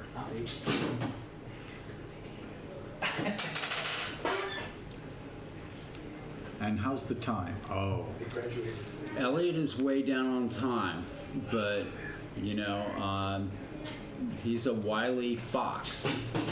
Somebody said that we have excellent analysis. yeah, as long as we don't say anything real. That's Okay, so what's happening on the top board? Because I missed that. just one move. Okay. Slow down. So they're nothing. taking their time. I'm thinking some of these games have to be getting to the critical point. All right, keep Where, on rolling, I guess. Okay, this game, There's been a couple of moves. a couple of moves. Okay, White trying to take the A file, pawn to H5. Kind of a useful move in the Benoni. Just take a little space, some air for the king. I think Black is doing well here, but it's, Pawn to H3 is a nice move by White too. Just in case you want to go pawn to F4. Blue for the king. You can tell this is a game between two seasoned players that they're taking the small moves, taking a little territory. right. When nothing's happening, they just improve the position very Is slowly. pawn to B4 a good move for Black here? I mean, there's no reason necessarily to play it, but it doesn't look like it makes his position any worse. Well, then it's getting pawn to C4 afterwards. Yeah, is that a was question. kind of the idea to See- if Black wants to undertake some suicidal, idea, B4 and C4, giving away all the squares, but It's a thought. Might trade all the rooks and go pawn to F4, drive you back. Bishop to D3 to control the C4 square. So pawn to B4 is a bit committing. See, right now, Black's not so afraid of pawn to E5. The knight just goes back to D7. White's got a little edge, but how can he progress? yeah, it's difficult. And so, like you say, they're making these incrementally improving moves, right? Okay. Okay. No game has. On the other hand, Addison is playing in the Addison, as we pointed out before. So we have to root for him, don't we? No, I don't know. To see Addison win the Addison. Oh, so a whole bunch of exchanges have occurred here. Rook takes A2. Oh, no, one exchange. One exchange. Okay, now that may be giving White the A file. He has to recapture, of course, and then. Yeah. Well, maybe Black will just challenge him immediately on the A file. Yeah, probably. Rook A2 and Rook A8, and then Queen A1, and the comes off. And then White, I guess, has the possibility of playing Queen A5 or something and trying to infiltrate over there. Right? Yes, yes. Queen A3 looks like it's kind of a threat. You'd like to take that A file, whether it's an end game or a middle game. But if Rook A8, then White doesn't own the A file. Well, Queen A1, right? Oh, okay. But you can trade, and the queen takes on A2, and there's no infiltration. Yeah, I'm thinking the best White could do is play Queen A5 or something like that. But I guess there's not much after that, right? He has traded or contested the A file. Okay. Good, solid play from both players. Yeah. Back to Eric Lee. Has it been checkmate yet? Let's take a look at the sequence, though, Nick. King H6, Rook H7, King G5, Queen F2. Oh, All right. threatening Queen F6 check and mate on H4. Queen E5. Queen D2 check. Well, Rook E3. So ring around the rosy here. Now, you could have played rook to e1 and rook to h3. Well, rook takes c3, rook h3, yeah. Okay, but there's lots of ways to win, and checkmate is a preferred way to end the game. If queen e, oh yeah, you can't play queen e7. Oh yeah, queen d8 check. So Eric Lee has won the game? Correct, Juan? I think so. Must have. Yes, it's either king to g4, queen the e4, clocks have maybe, stopped. or queen e7. The clocks have stopped. Queen d5 check. Queen e7, rook takes e7 is good too. Oh, excuse me. Queen f6. Yeah. Okay, Eric Lee moves into position. Yeah, with a really nice game. I mean, I think. Paul, what are the standings going to be in the top section? Can you? Well, after Eric Lee will have 3 points out of 4 games, and the other games are still, Vince I think has 2, right? So only Ezra and Kyron Griffith have 3 points. And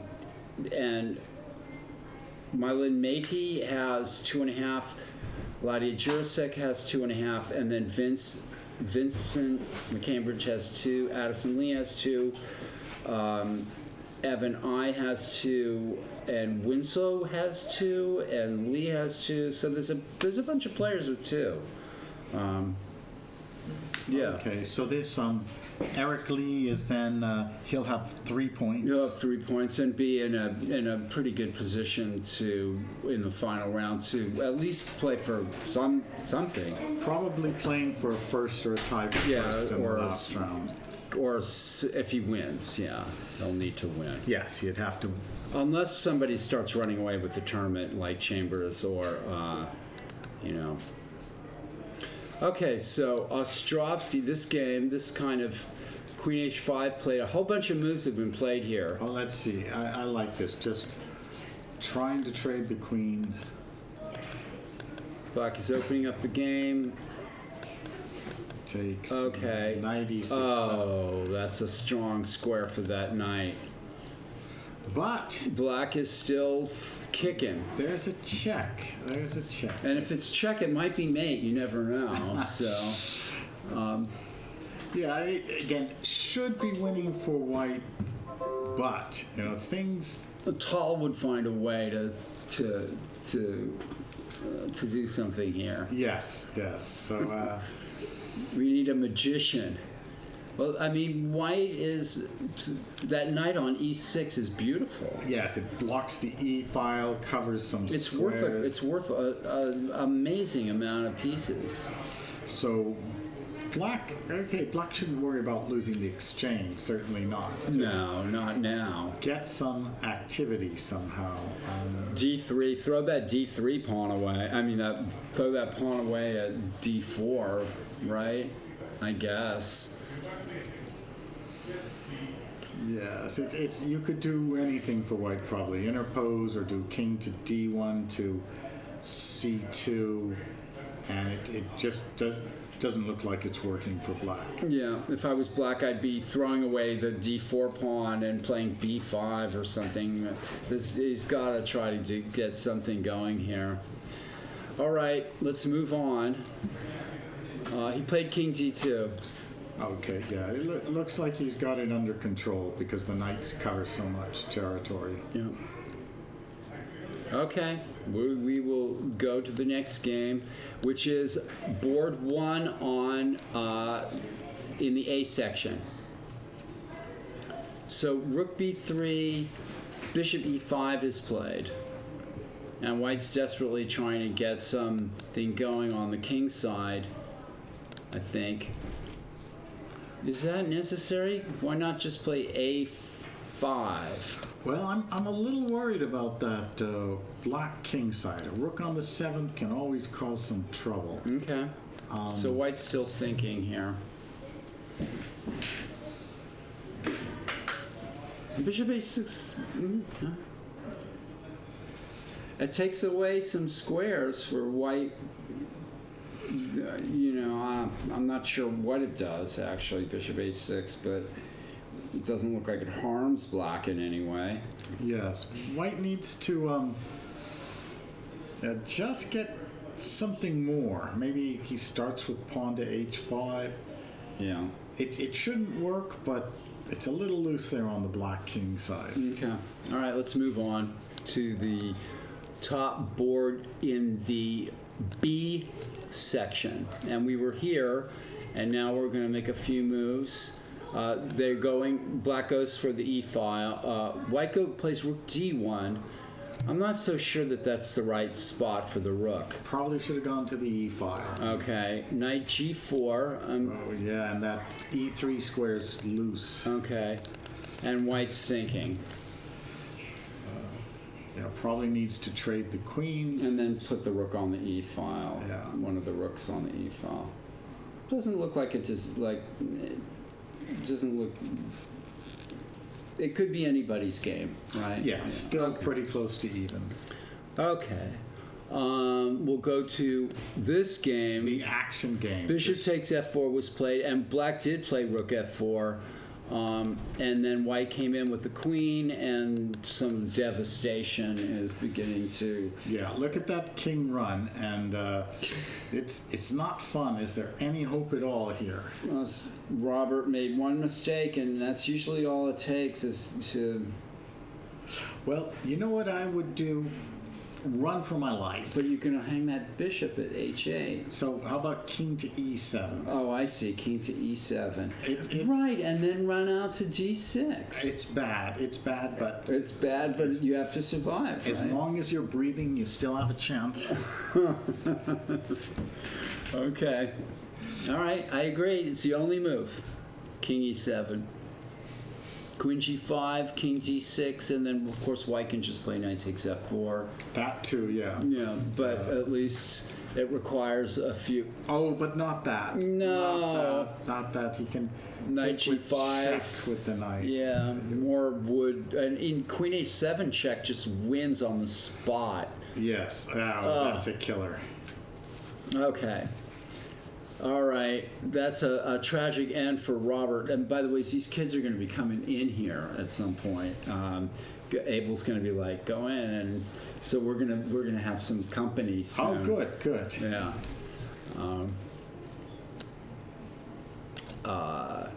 Maybe you and I can take turns with the kids, sure. the kids, because there's not a lot of room in here. But they can sit. They can. We should pull up one more chair into this room. One. I'm gonna go get a chair. No, we'll get another chair. Hey, Sophie. Okay. We're just gonna need one. I know the kids are gonna be in here at some point. All right, so this has turned into a route there. Into a route, and so let's go back up to board one. Okay, it's strange. You see some of the lower boards, and so much is happening. And when you move back to these top boards, time slows down. Right. They sit and pause and think. The first chess club I was in, there was an old man, and he always went around saying, "No thinking aloud." No thinking aloud. So what do you think is going on in this game? Is black's going to castle and then play rook h8 or something? Yeah, black is safe, but I'd say a slight edge for white. The Still. pawn on h5 kind of cramping. Right, and then after white plays knight takes e5, that pawn is there forever, right? Yeah, and the d6 pawn could be a little bit of a target. If I were white, maybe something like trade the knights on e5. And play queen e3, maybe even, right? Black, that's kind of a threat almost. Oh, that's true. Oh, let's see, that's what happened. Castles, knight e5, queen e3, okay. And I guess black needs to cover the d6 pawn, so he went back with that rook. Okay. Bishop takes pawn. My Wow! Ezra Chambers. God. Well, that is a shocker. I mean, you had And this not only little that, but black is thinking. That's a bad sign when you have to think. Okay, bishop takes pawn, and the first question is, what happens if he takes the bishop? You know, that's it. I guess it's queen to a7. Which prevents the bishop on c6 moving. Okay, and he could play knight to c6, and you take the pawn on a6 with check. The king can't go to c7 because of knight b5 check, so it has to go to b8, and then if you did Wait, well, hold on. Nick. If you play, if b6, queen a7, knight c6, can he play queen a8 check and then knight b5? well, let's take the Oh, pawn I on see. a6. I see. Yeah. Right. So King b8. Is that right? King b8. queen takes a6 check, king b8, queen b6 check. I don't know where the king goes. But then knight b5. Yeah, it's Devon. What a strong. shot. Yeah. What a shot. That is something from Ezra. That's against the The Tournament. highest rated player in the tournament, number one rated Chiron is, well, again, it's tactics that are that are questionable things. I think were for Chiron, but wow, Ezra pulls out a nice shot there with bishop takes a6. so maybe it's necessary for Chiron to Play rook h5. take the pawn on h5 or But bite then the queen board. a7. Well, Oh, yeah, bishop c6 or 2, yeah. Knight b5. yeah, it's That's Chiron is in trouble. Chiron might be in trouble here, yeah. Let's see if he can hang on. What a shot. Bishop takes a6. Are we going to vote for move of the round? Is it Ashik's knight takes e4, or is it Ezra's bishop takes a6? Well, if Ezra's bishop a6 works, I'd say that's the shot. It's quite a Because move. it comes right out of nowhere. It's a nice looking move. That's true. You think the white king is safe, that bishop's guarding the h5 pawn, and boom. Boom. Boom is interesting. It's good commentary. Hello. Question? All right, so Chiron's thinking, and this is a good time to think. Yeah. I bet you that really took him by surprise. I think so. Shot out of nowhere. This whole sequence, though, shows the fragile nature, maybe, of Black's position, like you were saying, right? That with pressure on d6 and having to watch the h-pawn and so on and so forth, this kind of... Yeah, we can stop here and just white pieces are centralized but hitting both sides of the board. Right. The H pawn causes trouble on the king side. So wow, really nice by Ezra. Yeah, and it seems like it's setting. I mean, Chiron's thinking here, which is, when you have to think in a game of chess, you're usually in trouble. There he did. So he does eliminate the h5 pawn, and now the question is, what's the follow-up? Is it queen a7? Okay, so we will see. I think why don't we pause and look at the other games? Okay. This Yeah. one is exciting, Okay. but It's not the only game in town. All right, so knight f3 was played. We were at bishop g4. yeah, we Rook had, d8 was played. yeah. While you were here, we went all the way okay. up to knight f3. Okay, fg5, knight g5, bishop h6, h4. Could the knight have gone into e3, e6? Yes, I think he could have tried that. It's I don't see what's wrong with Neither that. do I. Perhaps the rook would move and the knight come to g7, but I would have done knight e6. Oh, good, covering the e6 square. So yeah. getting that knight into play. And I see. White also maybe wants to castle, but he can't with f2 hanging. So now this game has gotten quite unclear again, Yeah. and you can trade on G5, double rooks on the F line, knight to H5. So black has play. Black has play. And black is also ahead on the clock now, which is a bad sign when the stronger player is ahead on the clock and the position is getting unclear. And I'm saying the stronger player by rating. Okay. Black is getting something in that game. How about the old dog? No, I mean the Old fox. the old fox. Elliot Winslow. Bishop A5. Bishop A5 was played, Rook G1, and then Rook H6, threatening Rook H2 check, H4.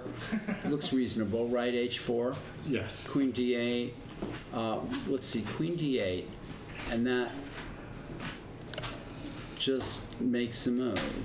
Bishop D7. Okay. Now, Bishop B7.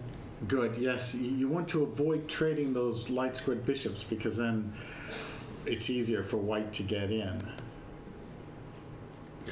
That threatens Queen takes F5 and Queen D6 check. Uh-oh.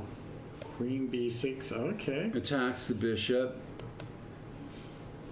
which retreats. And now Elliot, He can play rook to F6, guarding that. But now that bishop. bishop at A5 looks terrible, doesn't it, in a way? Well, I suppose if he can go queen back to C7 and bishop C6. Bishop B6. Bishop B6. He's hanging on. He's hanging on. It's unpleasant, but he's hanging on. I think we're going to. Well, the time control's at move 40, isn't it? So.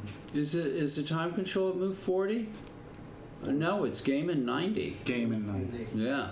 Okay. There's no rest for the weary. That's 30 seconds. Yeah, the 30-second increment. So, so there's plenty of time to think, but sort of, but it's tough for Elliot here. And, yeah. Tough position. Okay. All right, let's move on. Vince McCambridge versus Addison Lee, and we had this occur. And Queen D7. Okay. Okay. Oh, Queen D7. Where is that knight going? My God. Right. Is that a blunder or what? F4. Okay, there. He had a plan. Oh, okay. So the idea is black. Okay, so black is going over to the attack with Queen D7, I guess. Okay, so that knight is and that did happen. Pawn to F4, knight to F3, and you don't want to take that knight because of Queen H3 check and Queen F3. But So still, you played check and then played Queen C6. And- That's where the old master. you just leave that knight there. And yes, So what if black has to get that knight out of? So knight E1, well, bishop B1, okay. knight E1, bishop B1. Black is obviously not going to take. Yes, it was a very tricky move, knight F3, but it looks to me that black is overextended. That's I think you're right. I think black decided to go for tactics, but maybe who knows? It's not clear. well, you're right. Knight E1 may have to be played, and bishop B1, the knight is still trapped. Yeah. C4 maybe, and you can extricate it. Well, C4 You take, but yeah, take. it takes queen takes, and Yeah. black doesn't want to exchange queens. I agree. So You're right. Black decided to go for tactics at maybe a bad time. it looked And that- tempting. That's kind of an immature approach. Just a little too eager. Mm-hmm. Benoni players love to attack the king. I've seen all the tall games, but Hey, how's it How going? are you? Good. Very good, very good. Hi. so, all right, Addison Lee in trouble there. Okay. Yep. Eric Lee won that game, as we knew. Let's go to this game. And there's been a lot of, okay, where were we? Knight FG5, knight G4 takes, 96. Bishop E5 hit the rook, and rook went to F7. Oh, Queen G4? What? I wonder. People, develop your pieces. Yeah, that Have I rook at said that A1 before? you have. What's wrong with rook to F1? Yes, just get that rook into play. Eliminate the black rook at F7. If you just get that rook into play, What is it's the problem easy. with everybody? Is he so afraid of losing that pawn? Oh, it's Yeah, this is a bad judgment call again. Maybe Queen G4, black lives. he's probably still winning. Yeah, maybe this Oops. is even better. Oh, excuse actually. me. You're trading the queens. This could be even better. Wow, this is also good. Okay. So, Sammy, what happened to you? You're online. Yeah, Sammy. Yeah, You're on this is TV. yeah, this is your close-up, man. Well, they've had my mug on there for a long time. I love the extra rate. Okay, so Well, you'll have 2.5. Okay, this also wins. It's So if you look on the thing, yeah, there's no shot with rook F2 and bishop F4 or some horror thing like that. It No. seems like if you win the Okay. last round, you're gonna fall into some Are you in there somewhere? I mean, black is still struggling. If I play but bad, I deserve Yeah. to. that's what he's doing. He's struggling. Okay, I offered to draw Ostrovsky in the winning position. That's is not, maybe that's not competing. winning this. With my the leader. He has All right, that we lead are because back I on offered to draw and I board. was winning. That's not competition. But what'd you do? Huh? What'd you do? Why did I do it? Yeah. Why did I do That's it? what you gotta ask yourself. Yes, sir. Why did I do that, Abel? Yeah. Well, you know what? Rook E7, so White's trying to play Queen I just C8. saw in a brief second that Yeah, it was so it it's looked trying drawish, for but did I something. White's calculate trying that it for wasn't fact? something. No, I did it, not at Still the board. it's, And then I waited till I got home and analyzed. He wants to play Queen C8, Queen E8, and Queen F7 check. there's a plan. Well, finally a plan. Well, actually, that would be a I need to work on tremendous that. plan. Well, when I And work right on now that, his then king's I'll have kind the of winning safe. turn. Yeah. You know, it's on H2. It's very hard to get. Yeah. So, So still Yeah. technical difficulty. That bishop H6 kind of puzzled me. It didn't really. I didn't see the point of bishop H6. It just wasted a move. What I don't want is like some drama here. Like just Yeah. Okay. respect it. All right. Just do the turn. Anything could happen. Just shake the hand. Okay, so this game is now, let's see, rook to E1. Okay, White did put the rook on E1. It's funny how there was the adjustment took place. And, well, okay, yeah, first of all, there was the queen exchange, and the rook went to E1. Trying to create something going here. Knight C4, take. so we've had exchanges, and we get to an even endgame. Yeah, this has got to be an even position. Maybe White slightly better. Well, White should be better here, right? Well, A little bit. I'd say about even. You Yeah. know, the pawn on F5 is neither. Yeah, Black can just strong be nor knight weak. F6, yeah. Yeah, knight F6, pawn to A6, B5. Or knight C7, yeah. Yeah, and if knight B5, rook to D7. Okay. So, Well, I'm rooting for Sophie not to hang anything in time trouble. That I don't want to see that kind of disaster. she's down to 8 minutes, 57 seconds. Also, she's a young player and an up and coming player. She's playing in the Tuesday night marathon, by the way. Good. Yeah. So, is Sophie's brother playing in the Tuesday night marathon as well? Yeah, both of them. Okay, so both of them are Yeah, playing, yeah. and they're both competing for prizes here. Yeah. Although I think we're gonna, I have a feeling the Yeah. Robert was getting. What happened here? Okay, let's see. Situation. He did play knight g5 check. Instead of queen h7. Instead of queen h7. There's been a lot of mistakes here in this game. But he's still alive. Look at that. Down the exchange and 2 pawns. It's not nice, But still alive. Exactly. Okay. Don't try this at home, folks. Black is not... I get to say all those silly things that you hear people say. Background is too loud to hear you both. well, Is that when people are in the room? I think so. Okay, so we hear you, and I think that's part of what's happens in this chess club is, especially a busy tournament like now, but we don't have a separate room where we're broadcasting from, so it's going to get a little noisy sometimes. We're going to remind people to shut up. In fact, we'll do that. We'll just shut up when you come into this room. Okay, we hear you. Okay, so this game is going. Let's see what's happening on board 1 next. okay. Oh, yes. Rook h5 was played, and white did play queen a7. Bishop c6. And black is hanging on. Is there a way to get through? Oh, he retreated. Okay, so let's see. Was there another move?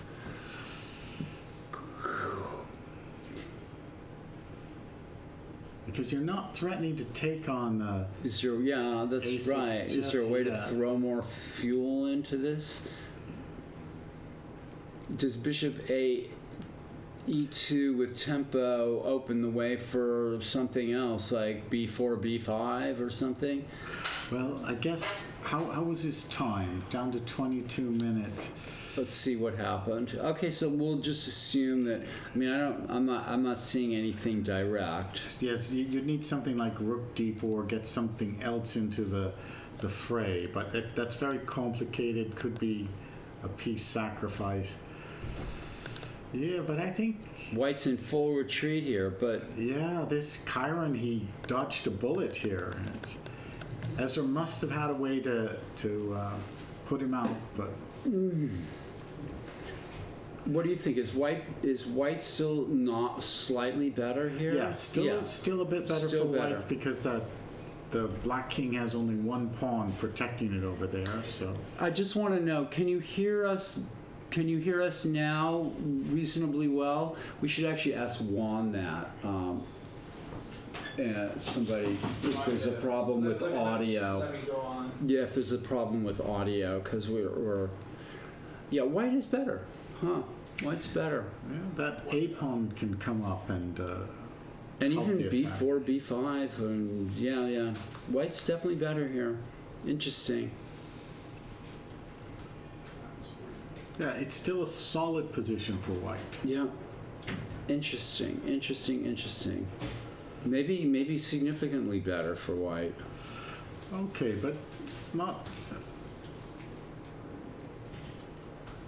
Yeah, black still, he only has 2 pawn islands, so there's a lot that's solid about black's game. Right. The king is just a little loose. Now unknown friend du foe says we can hear you clearly. Thank you. Good. Well, we had other people in the office and they were arguing and throwing things and breaking windows and shooting their pistols and it was hard to hear the chess analysis, but we're back to the chess analysis now. So Thank goodness. thank goodness. Yeah. When the No, time, none of that really happened. when the time pressure hits, we may see or hear some real action. Yeah. That happened yesterday. Pieces falling on the floor. Is that right? On the DGT People getting boards too? aggressive. Not on the DGT, but like on the other board. Yeah. I had to like actually intervene. Okay. It was like Wild West.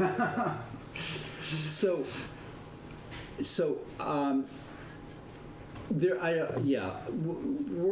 part of the charm here is that we're a chess club that's an active chess club with all kinds of things going on. A very active A chess. very active chess club, and I think that there are going to be people coming into this office and talking and so on and so forth. And there might be some minor inconveniences with that, but the show will go on, and we'll come back to the normal thing here. So there's also pressure on D6. Yeah. Okay, but Okay, we'll move on. Ezra's better, but it's a game. And black puts pressure on sort of a pressure on E4 too, which is good. All right, let's go on to. Prescott, you did win his game. Just Okay, we'll go. Results. Shall we go to that, or we can let's look- see if there are any results. It's just. Okay, Prescott, let's see what happened here. It went boom, boom, boom, boom, boom, boom. And Queen H8 check would pick up the knight on E5, or just taking the or knight just on taking E5. it on E5. Okay. All right. Well, Robert played a great game yesterday and then falls today to Prescott. Prescott is not a kid, right? Prescott, I think, is a...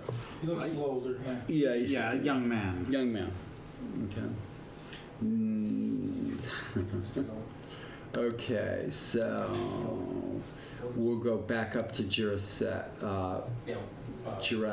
game. You think he's winning?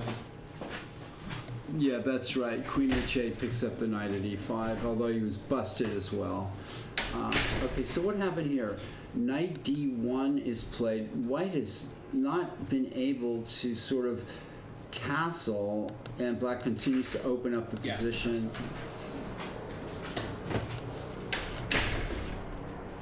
So what's white going to do? Play knight C3 and castle again, and try to castle on the queen side again? If I were him, I wouldn't even try to castle. Just bring that Rook on. to C1 or something. Yes, to C1, to C3. Just get it in play. Yeah. Yeah, again, better for white, but black's going to have some tricks. Nerve-wracking game. And look, down to 11 minutes. Yeah. Malin, so this game could go either way. Yeah. White's up a pawn, but black has all that King's Indian style play. Okay, let's see how the Winslow is doing here. We were here, and now bishop A4 is played, attacking the rook. B3. Okay, bishop A4 looked kind of like a blunder, but no. Because of No, I'm sorry, you're right. It doesn't lose anything. B3, Queen B3. Queen F5 and Queen G3. Wow, folks, this is action here. So Queen takes D1, Rook E6 check, and then Bishop takes D1, Bishop D1. Wouldn't black have a rook and... Two bishops for the queen. Rook and two bishops to the queen. Well, he did take Queen takes D1. Oh, he did take He it. had to check Oh, because... check is played. All right, but seriously, he didn't interpose Rook F6. Well, let's see. If Rook F6, then Rook... Oh, I see. He could still do it. Huh. Yes. Well, maybe black's worried about losing one of these being... Wouldn't white... It's a whole rook, though, so I don't... Oh, maybe he has some idea for counterplay, but... Takes... Check... That doesn't... I think he shouldn't have given up the rook. Oh, this is going south again for black. No, I think you just can't give up a rook. Yeah, so let's go back, Nick, just because... Why didn't black play Rook F6? Rook F6, you could go Queen to G7, check. And if Rook F7... Rook F7, then you go Rook takes E6, check. King takes E6. And then you could go Bishop D5 check. Bishop D5 check. So, But is that completely lost? Well, you could even go queen takes bishop. Pawn takes. Oh, there's no square. Maybe. Bishop Well, D. it's king e7, right? Oh, the queen, rook f6. Queen. Oh, the rook's on f7. Yes, Queen we're talking about G7. rook f6, queen g7 check, rook f7. Yes, no, that. Why didn't you try it? That Rook looks- e6 check, king e6, bishop d5, queen d5 takes, and then go back to e7. With a rook and two bishops, you're in the game. Just We're way in the game unless white can pick up one of those bishops. just giving up the rook.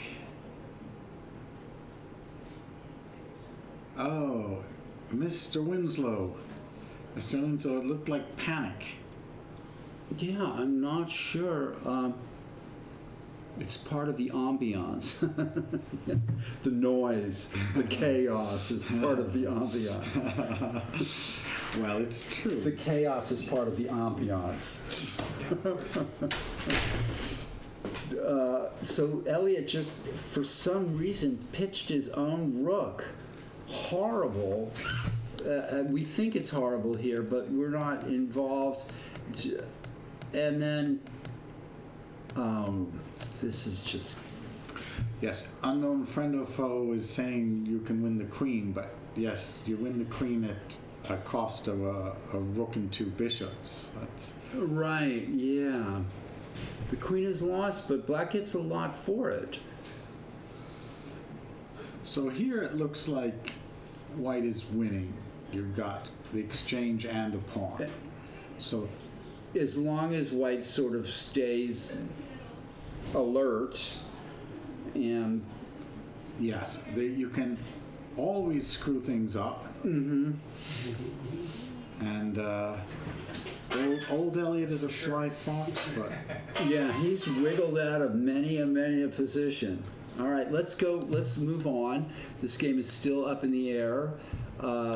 Vince McCambridge, oh, this was got. we had gotten this good. game, Queen A8, King H7. Queen C6 when we. Okay, Queen C6. And black played Queen A7. Well, that looks like a bit of desperation. Did Vince win this game already? I believe there's The clocks have stopped. So black must have resigned. Pawn takes knight on Looks good to me. queen to A2 and bishop B3. Looks like he Something- can just take the knight on something- F3. Maybe a flurry of moves happened. I don't know, but they should have been recorded on the DGT boards. Okay, so we think we have a win for white here, which puts Vince in a great situation going into the last round. He will have how many I points? think 3.5 out of 4. He's still playing. Oh, he's still playing. Yeah, the clock Oh. is moving here. Okay, how come the clock's not moving here? still playing. Oh, we missed a move. Sorry.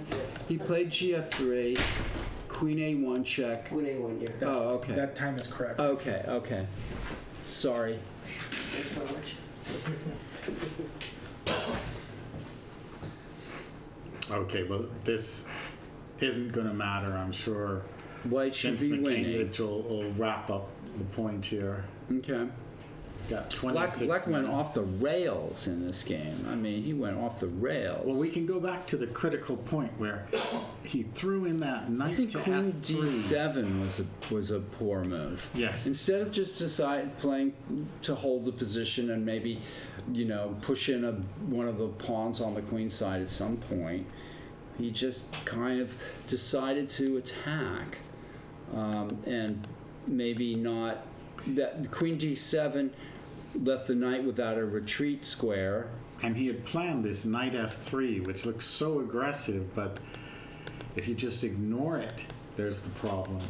And this is probably insufficient.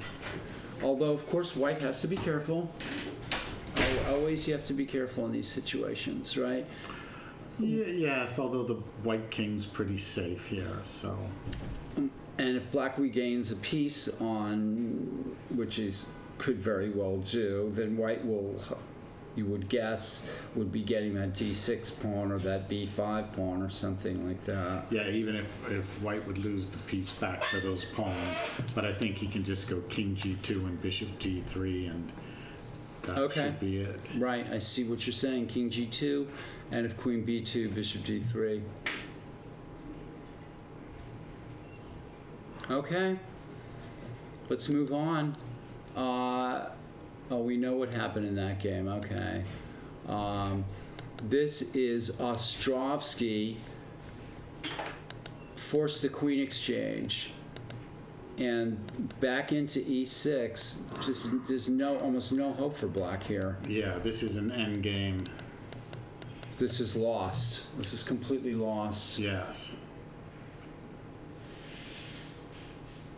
Okay. Yeah, okay, let's move on.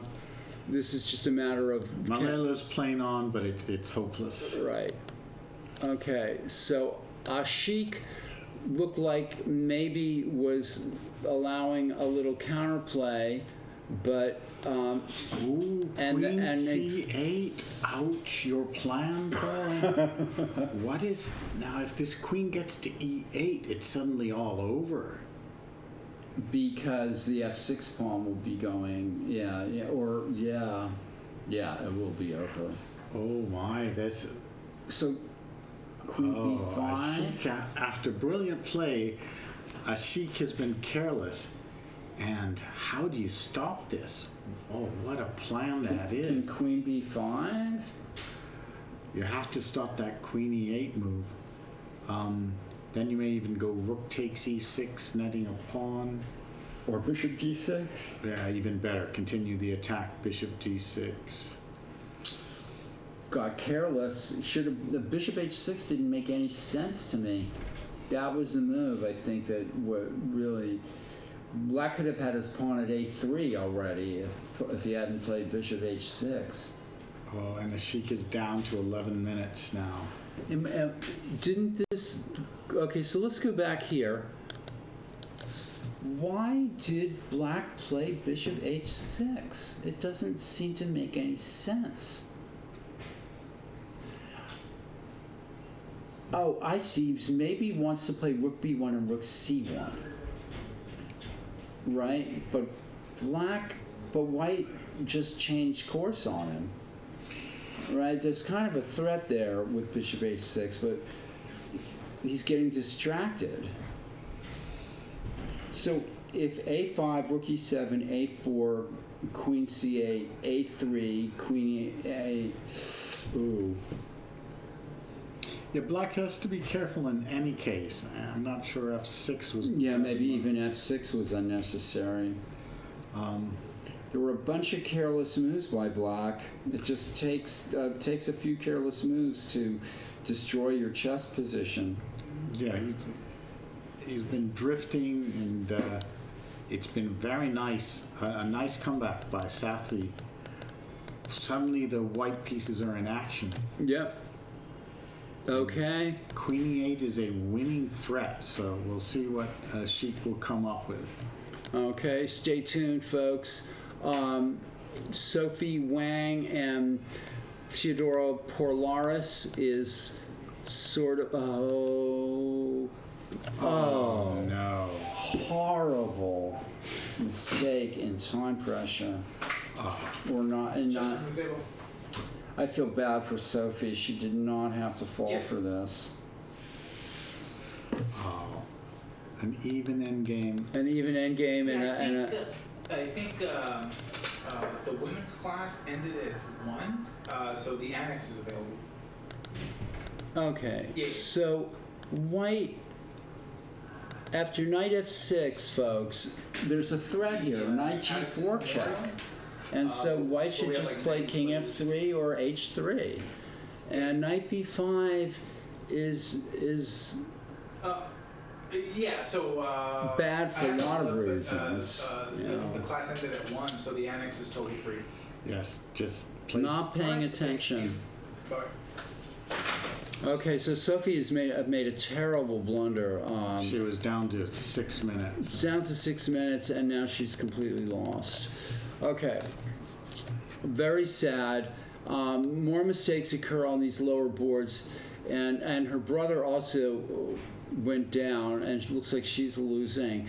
So the Wang family, they're not A bad round for a the bad Wangs. round. Yeah. Let's see how Chambers is doing here. We were back here. Rook h4 was where we left off, and both players are just playing sort of solid moves. And again, nicer for white. The white king is safer. Looking to play knight b5 or b4. Yep. But still hard to break through. Karen's covering everything. So we'll Looking for the opportunity to play some shot or something, right? Well, I think he's more playing defensively and Yeah. ready to counter anything that Ezra does. That's The question is, will both players chicken out and offer draws to each other? well, that could be, in fact, because Karen's the higher rated. Maybe Ezra will say, well, I'm not confident enough with 15 minutes and offer a draw, which would be very good result for Karen from this game. Yep. Ezra's played a good game. But look those black pieces. They're covering the squares. Yeah. Where's the weakness in black's position? And It's true. It's true. so you need a breakthrough. I don't know if rook d4 helps out. Rook d4, rook b4. Yes, but then maybe queen b6. Evan won. Okay, and Evan, that was on. Oh yeah. Yeah. Let's see. Oh, they This got to an game, end game. Elliot. Let's see. And maybe And he's we can, probably going to come in here. and we can ask him, Elliot, why did you give up the rook? We're following the final game moves of Elliot Winslow versus, and he just resigned after g4 or lost on time. Yeah, G. The pawn's coming to g5, g6. Yes, it's over. Well, okay, quite a victory for young Evan, and Yeah, well, he was playing good yesterday and should have beaten Ladia Jurassic. Elliot is not having a good tournament. sometimes you're just out of form. Yeah, he's out of form. Let's go to board 2 here again. We were at this position. White just burned over 10 minutes, almost 10 minutes on rook g1. He lost the h4 Yeah. pawn, and that gives life to the bishop on h6. Although 96 is... Well, I'm not sure. You don't need to take that knight. What Yeah. if you did queen to e8? Or queen b6 or something like that. Yeah.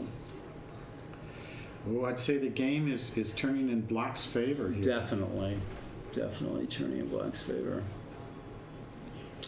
Kind of planless play on White's part. Yes, You and, know, and just again, drifting around. Black is more younger and more tactically, or I'm not sure if he is younger. Actually, he's not. The younger player is White, but Black is just more experienced and tactically aware, and but the game's not over yet. So I like it. We're down to low time on both sides. That should be a lot of entertainment coming up in the and next 20 minutes. Vince McCambridge is this is what's happened, and just as you predicted, this is completely lost for Black. Okay. All right. This is a clear piece against Yeah. an international master. Yeah. I think we can chalk that one We up. can chalk that one up. This was another game that was just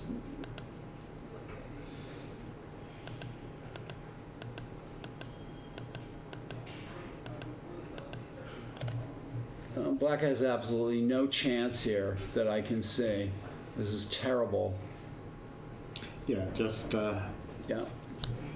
one piece less, and that's Another an game. unfair fight. Yeah, another game another game that doesn't look very interesting. How has Ashik survived? Played Queen B5 to prevent Queen E8. Okay, excellent, excellent. Maybe he's got a chance with like Rook B1 check and Queen F1. Bishop D6 maybe here. Bishop D6, and you're still alive for. And you give your king the G3 square maybe. Yes. How will How will the Okay. game continue? There's things are going to get very tactical here. This will be a real battle. Both kings could be unsafe. Okay, we'll move on to Sophie's game. Oh, this is Sophie lost with. Oh well, no, she hasn't lost yet. she's but- still playing. This is lost. We won't go through the moves here. I after guess she yeah. lost the exchange. She lost the exchange and now pawn, and she's holding on. But Theodoro is an experienced player, and he will be able to press the win home. Let's go back up to board one. We're coming down to the final moves here. It's funny. There's been great defense in this game. You know, that terrific shot by Ezra, but then Kyron, he didn't get rattled. He just. Okay, well, this is another idea I was thinking of to play knight b5 and take with a pawn, but then even then, if black has to play b6. I think he's probably wanting to play a5, a6. Okay, Get rid of that last pawn defender of the king. right. Good plan. And maybe Kyron should stop it with queen a5, but b4 and b5. Well, b4. Oh, no, I'm sorry. You're thinking white's planning to play b4 and b5 here, which is risky too. I mean, Queen a5, maybe queen to d4. yeah, white's kind of stepping on black a little bit, but Then double rooks. Yeah, it's Cambridge. Vince won, yeah. We assumed that. So we're just saying on board. This was an unfortunate game by, and I might let you and if Vince comes in here, you should Yeah, he can review explain the game to us. Did we invite Vince in here? Yeah, I'll go get them. They just finished. Oh. Vince coming in? Vince McCambridge? Finished? Okay, where are we seeing some? Yeah, just finished. Okay, back to So Kyron. the games that say live. Oh, rook to d8. Just We're playing. taking a lunch break from about what time? Probably 2. I already made the announcement. We'll have like an hour break actually. Perfect. And that's right. And you can just Yeah, we'll tell. We'll. Can I leave my hand over there? yeah, throw it over there. I can put it right over there. Oh yeah. Now a5, a6 would actually give black some serious problems here. Oh, just like that. I think that move was a bit passive by Kyron. But Yeah. It's hard in time pressure to play some long sequence. So let's see if Well, a5. Why think about? Is black going to play d5? maybe he should, but pawn takes d5. How do you take it back? Bishop. I was going to take with the And bishop. then knight to b5. Oh yeah. You can't start messing around with that. Yeah. So the black king is not so safe. And all due to that, bishop takes a6 earlier. Yes. What's happening with? There's moves. All right, I'm going to give up my place to International Master Vince McCambridge. You're live on TV, and you and Nick can look at your game, and the other games too, if you want. Okay, good to see you.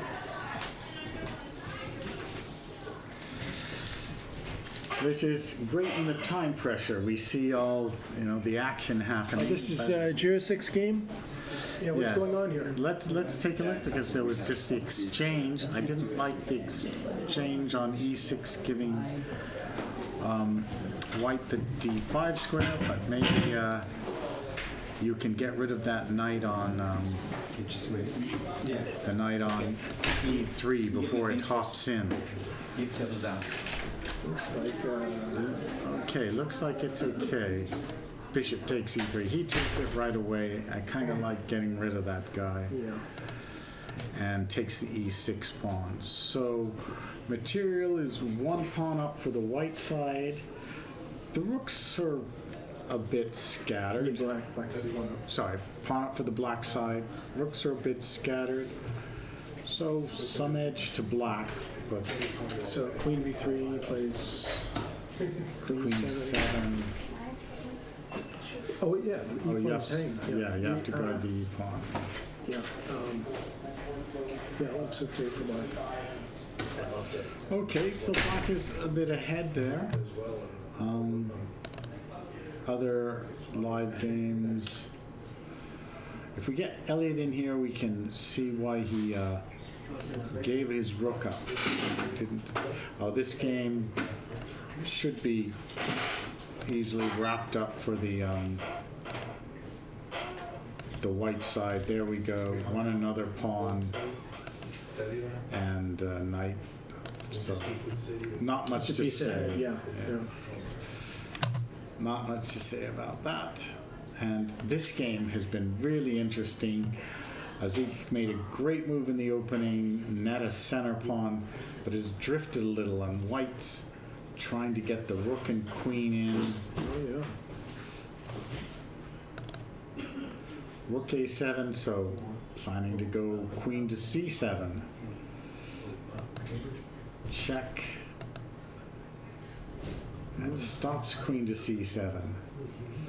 But maybe you can go queen to D8 and plan to go queen to E7 then. Yeah, looks pretty, well, of course, now he's got Queen F1 as an idea. Queen to F1 will threaten mate. The bishop would have to move, maybe D6, and perhaps the white king will be safe on G3. So let's try Queen D8. Well, actually, we can't move the pieces. With this setup. Oh, but he played Queen D8. Might have heard you there, Vinny. And now Queen F1, Bishop D6. It's you do pawn to E5, threatening Bishop F4 check and mate.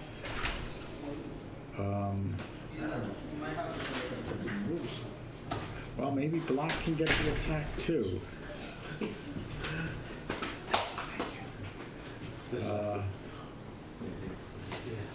Yeah, it looks good for white at this point, but a lot of action's going to happen in this game. We'll just run through quickly the other What's going on board Yeah. one? Board one. Ezra Chambers has been attacking Kyron Griffith, held the edge most of the way. Probably pawn to A5 here will loosen up the black king side a little more. Well, black has that strong knight on E5 now. Knight's very good, but if the white pieces can get over to the queen side. But Vin, tell us about your game. He played a Benoni, and Yeah, I didn't think I played very well against him. I thought it was equal, and then he played that move Queen to D7, basically committing himself to kind of some sacrifices, and it didn't work out. yes, the opening was kind of reasonable, maybe a slight advantage to white. And you, Yeah, I think I got over strategic with, I was hoping for a setup like B3, Bishop B2, maybe trade bishops on the long diagonal. I mean, that never worked out. He opened the queen side. Here, he opens the queen side, but at least you split his pawns up and you got some squares here. Yeah, I've been thinking about how Magnus Carlsen loves to play with the two versus, the one pawn holding back the two. Yes. And that's like gold for him. Unfortunately, I'm not Magnus Carlsen, so Well, today you got to win through all the tactical details of making that advantage work.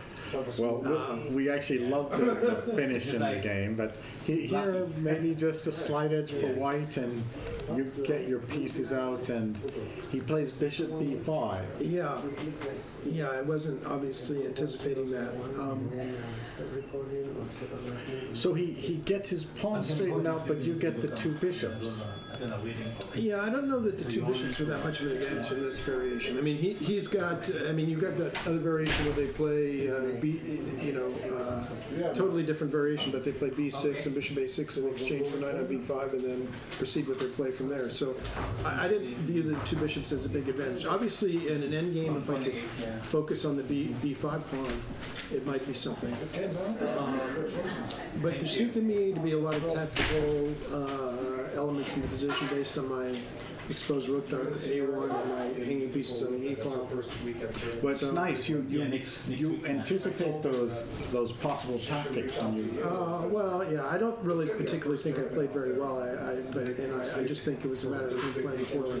That was a nice move. But there's nothing in the position. I don't think white's really better. Well, having seen the Benoni's, like the long term, eventually you'll do something here, next year or something. But meanwhile, you take care of all these problems and are ready to do something on the queen side.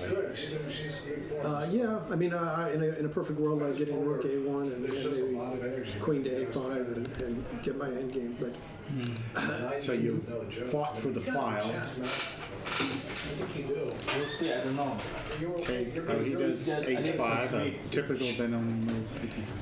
well, I thought he was actually freeing. I thought he was actually clearing a square on h7. I thought he was creating some tactics here.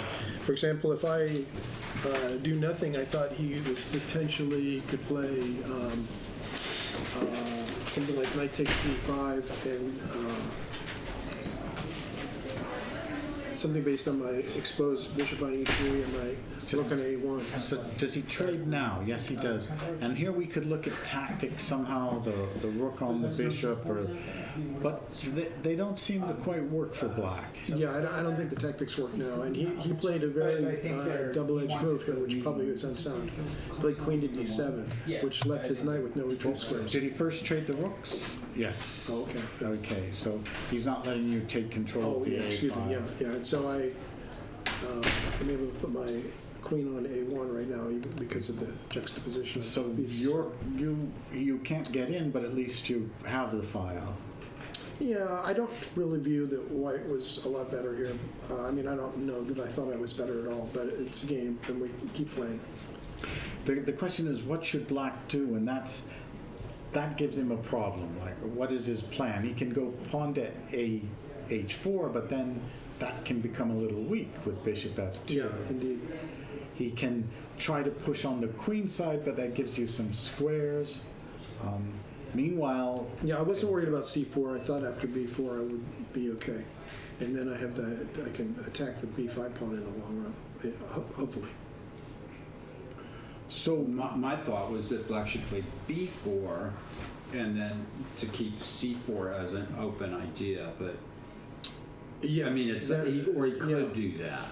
I mean, and then obviously my ideal role would be a knight coming to c4, but that's very hard to arrange. So it's not a bad idea, not a bad thought in this position. Yeah, perhaps b4, pawn to f4, knight back, bishop to d3. That's true. Yeah, that's not so great for black. Well, there may be some. He may, in that position, be able to go queen. I guess he can't go queen e7 at that moment because of knight block. You're actually right, Nick. I think white maybe have a lot more potential than black does in this position. Well, having suffered in Benoni, I would say that black is suffering here. Yeah, it's funny. It's funny, but it's true. that there might just not be a lot for black to do here. Maybe black was right to panic. Yeah, no, you played like Petrosian or Karpov, and Let's not get out of hand here. it's good. I don't know. But the next part's really fun. Queen d7, and he's trapping the knight, but he has this super aggressive idea to go check. And actually, the knight, I don't know if he realized the knight, I didn't realize for a long time the knight has an out on e1. And I don't know if he saw that because he sacrificed the b1 would trap and the knight it. is trapped, but then he has c4 coming, and the knight will either come to d3 or the pawn advances to c2 and causes me some havoc. So, But I mean, I was thinking about that in the variation. So in this position, if I take, I felt that he gets plenty of counterplay after queen takes h3. Oh yeah, take on and h3 and f3. Take on f3, and all my pieces are hanging as well as my king. So that was not inviting. But yeah, my intention was queen a8 and this move. So Oh, that's just throwing cold water on him. That's well, his queen has no squares, I thought, but he came up with queen a7. I was mostly concerned about queen to. I thought he could actually go knight e1. I thought that might be the main. That's what move. we were looking at, yeah. And then if I take on d7, I probably would have taken. 'Cause and gone bishop b1. yeah. But I felt that. Could you go bishop b1 right away? And then maybe queen a7 Oh, I see. to. Huh. Certainly knight e1 was a better try. Yeah, I had a feeling that that endgame might be better for me.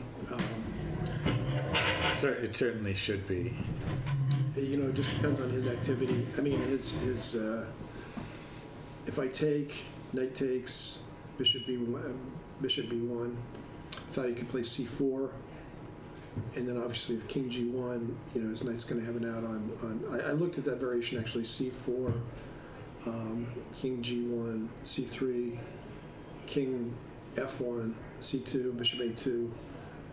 I was kind of looking at that. I wasn't sure after. It seemed like that to me he had a lot of activity, and after knight d3, his other knight was going to come to c. One of the knights was going to come to c5. So perhaps he really did have some chances with this. I think he was so shocked by your queen to c6 that he didn't react well. Well, queen a7 is not a bad move. I didn't think. Does he have I didn't any think chances after that? Well, yeah, I thought the variation queen a2. Yeah, I don't know if check was good. I thought queen a2. You'd always play bishop to d3. Yeah, and then I was concerned about c4, but he pointed out after the game that he just. Bishop c4 on two or three pawns ahead, or whatever. Yeah, he. If you're worried about the b pawn, past b pawn. Yeah. I mean,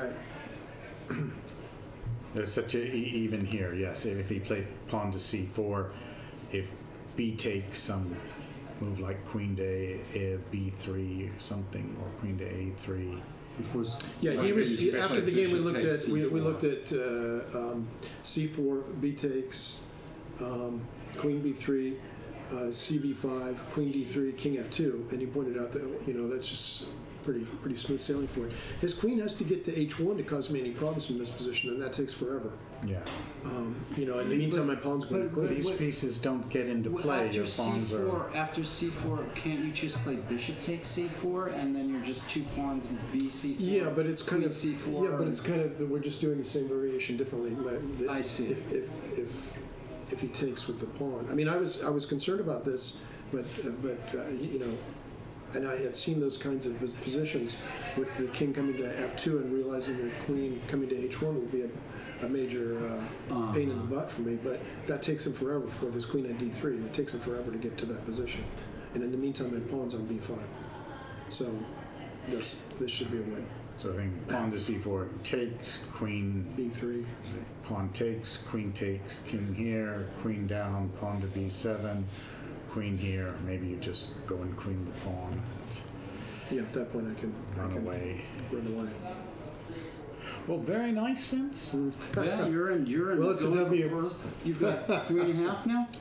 No, just 3. Oh, you have 3. 2 draws yesterday. You're still Yeah, going and it's funny. The first fellow I played was a young Indian player, and he played pretty well against me. But he offered me several draws through the game, and in the last draw, I said to him very sternly, I said, "You need to learn chess etiquette." But then during the course of the day, I had several more draws offered to me by my young opponents. And I realized, they don't know this chess etiquette stuff, so I'm just going to forget about it. I'll just. Yes, I'm Then also. Elliot told me a story of Bernie Zuckerman. You remember Bernie? That he was deep in thought in the game against a weaker player, and the player offered him a draw. All right.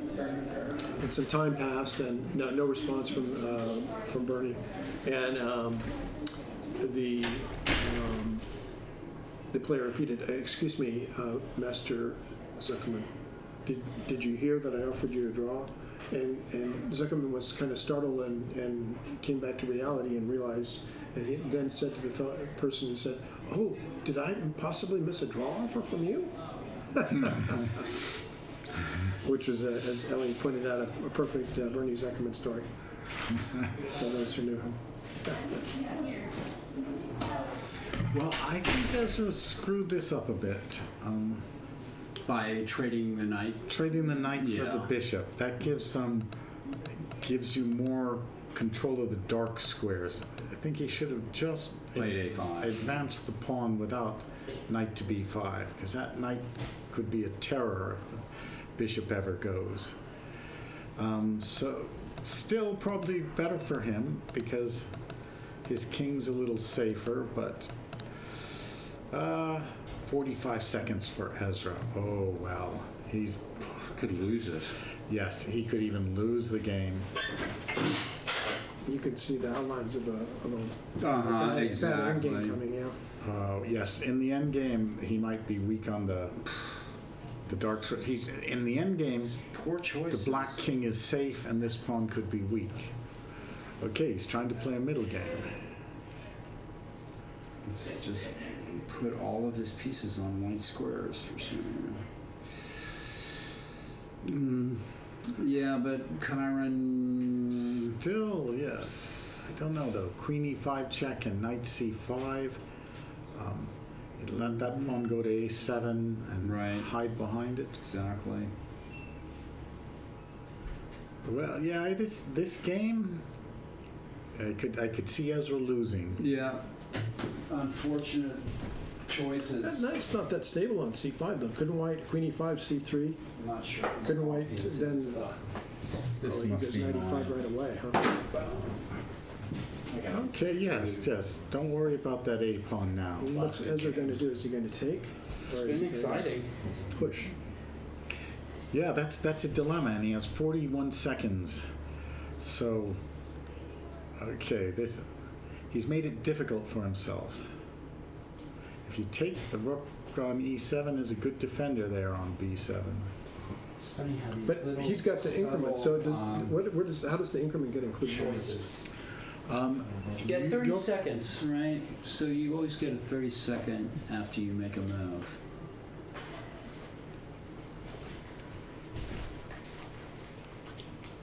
Okay, he's trying to simplify it.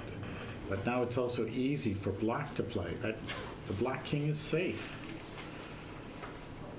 Yeah, now he's got troubles. Now white king has troubles. Gotta Yes. Be careful for a potential knight c4 check. Now that white squared bishop isn't so stable, No. it has to guard against knight c4 check. You have to put it on d3.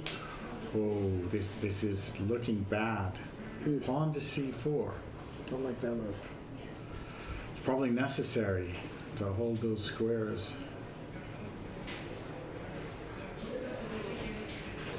Well, let's see the others though. They're also in time pressure. What happened to this game? Black won a pawn eventually, and then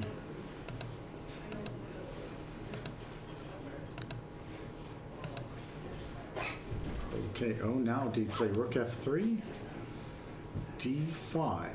Okay, if that's quite a move. So if rook takes on D5, well, you can't play rook takes D5.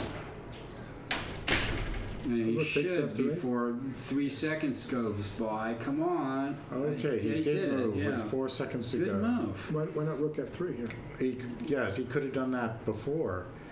Oh, that rook f3 wins. But now yeah. the rook is hanging on d5. Yeah. Oh, Queen sorry. f4 check. Queen F4 check. Okay, very nice. Ladia wins. Very nice. Queen takes, And he's got d8 rook square takes, covered, king takes, everything. queen F4 check, and queen takes E4 check. Sorry, folks, you're looking at my middle. Oh, No, that was my fault. okay, very good, very good. Lottie has come through with this. 5 seconds, 4, 3, 2. Yeah, in fact, white can't Check. defend d5. Well, you Queen just takes take the rook. d8 looks good. Yeah. Desperate with 5 seconds on the clock. Yeah, d5 was actually a good combination. Very nice. And I'd expect him to resign at this point. Yep. Okay, looks like he resigned, Must folks. have, yeah. Quick run through the other games. Who else is live? Ostrovsky? I'm not sure what happened in that game. Oh, he must have He resigned. must have resigned. And, oh, okay, back to a Zeke. Oh, this game's still going on. Look at that queen and rook on the 7th rank. Oh, God. This is not what you want. What a horrible, Such a turnaround. just a black played a great game with the move of the day as well, and then we have this. Yes. And, No time for queen f1, or because of what? Mate queen- with queen bishop takes. e5, yeah, queen takes, yeah. And then F7, queen takes F6 with check. and bishop e5 at the end. Yes. So there seems to be nothing to do for the black side. There's no good offensive threat and no And a defense. tragic end. to Who this is the game. higher rated player in this game? They're both A players. I think they're both. This is the top board in the A section. We're showing the top boards in the A, B, C, D sections. So we've had some pretty wild games, actually, and some pretty amusing games. Let's see if there's anything else still live here. Okay, Kyron Griffith. Pawn to C4. Rook C8. Rook A4. Oh, no. Rook B6. And 19 seconds for Ezra. And Rook B6. What is Black doing there? I think he's trying to make rook takes b5 work in some situation. Yes. Oh, because, all right, Rook D1 threatens Rook to A1. So Interesting.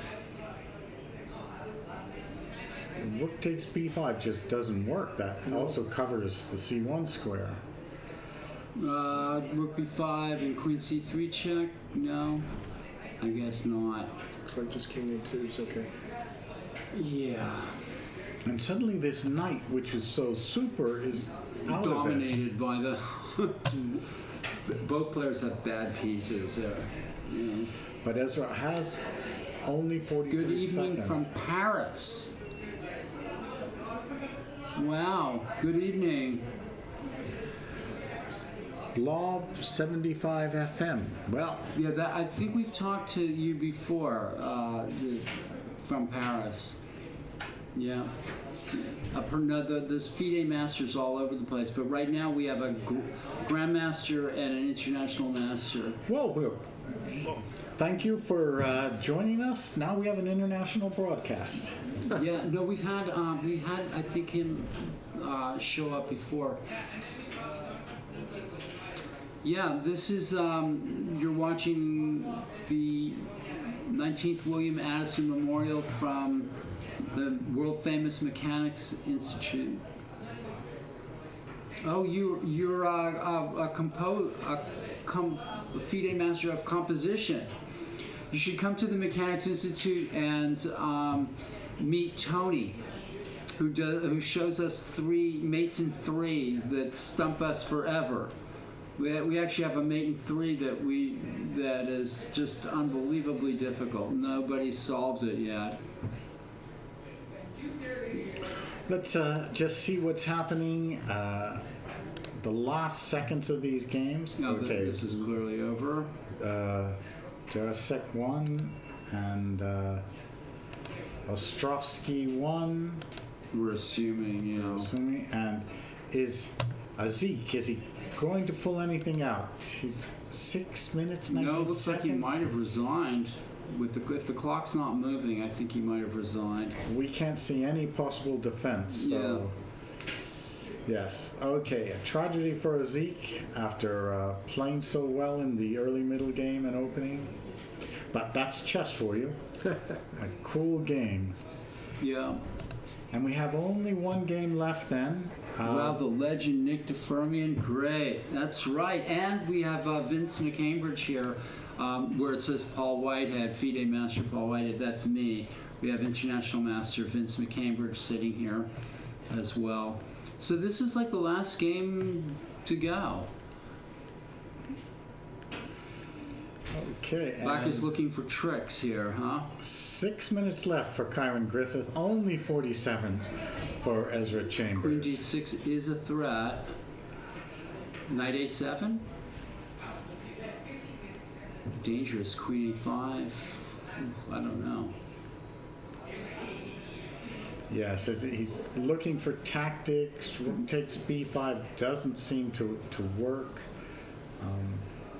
Queen e5 check. You can probably just hide with king to b1. Oh, that e pawn is hanging. Meanwhile, so. But queen e5 check, king a2, queen takes e4, queen takes d6 check looks quite fine for white. Mm-hmm. What about knight a7? Yeah, that seems like a reasonable one. Well, asking the bishop, where does it go? Oh, very good. That is problems. Queen a5? He did it. You did it. And queen a5? That doesn't... Queen a5, you can just go knight takes b5. Yeah, yeah. And queen a7, a8 check just lands you in trouble after And king bishop, I guess c7. bishop a6. Bishop a6, probably you just move the rook. Actually, rook takes a6. Oh, no, you can't play rook takes a6. Can you go rook And look, on somebody's saying hello from Brazil. Wow. We've got people from Paris and Brazil. That's fantastic. Oh, Ezra finds a good move. Rook a1, I think. Okay, I think he still needs to play Wow, knight this takes is an b5. Isn't queen e5 going to be a problem at some point? This is Queen very e5 exciting. You'd play king to b1. But then queen e4 Yeah, check. you lose your pawn to check. Queen c3, then you just trade and take on b5. Queen e5 check can be hard to meet. Oh, but Knight b5 first. I think Ezra's in trouble here. if rook a8 check, king to b7, Then take on c8. take on c8, and do we throw in the queen e5 check then? Oh, now what's... Oh, the e4 pawn's defended. Yes, maybe he should have checked first on e5. Yeah, you should check first. Still, he's winning the b5 pawn. Yes, just rook takes b5 looks safe enough. What a crazy game here. Structure looks pretty good for black in the endgame. Yeah. Rook a8, king what? What do you go though after rook a8? King to b7. And then the other rook comes down to a7. I guess you give up your queen for the two rooks, but you're gonna lose your pawn on d6. which is a very good endgame for black, but Yeah. at least The Ezra king's would way survive. open. Yeah, he'll survive that. I think. Well, Just not enough wood on the board. no, I think that's probably a lost ending for Is that right? that it Okay. would take a long time. So rook A8 or rook B5. I would think that Karen is looking for a faster win. So you're saying rook B5, rook A8, king B7, and then Can you play queen takes b5, rook checks king to c7? well, white's probably going to see the threat of queen B3 check, but I see what you're saying. You know. Or do you go queen e5 check first, king to b1, then queen takes b5? White can play queen D4 too. Aha. Of course, then you have that endgame, but Certainly, black has all the chances here. real mess up by white for sure. Yeah, the main problem was trading that knight for the bishop. So Ezra has to play queen d4, I think, but it's hard to play that and go into that endgame. He didn't. So now queen B5 looks even more powerful, I think you can just do that. or rook B5 even. Rook b5. Okay. Maybe Are you safe? Maybe that's better. Now rook a8 check, king c7. There's no good queen check because queen c2, rook c5. So the black king looks safe. Yeah, and then white's going to have a ton of problems. It's going to have this hanging. Weak pawns. This king c7 here looks fine.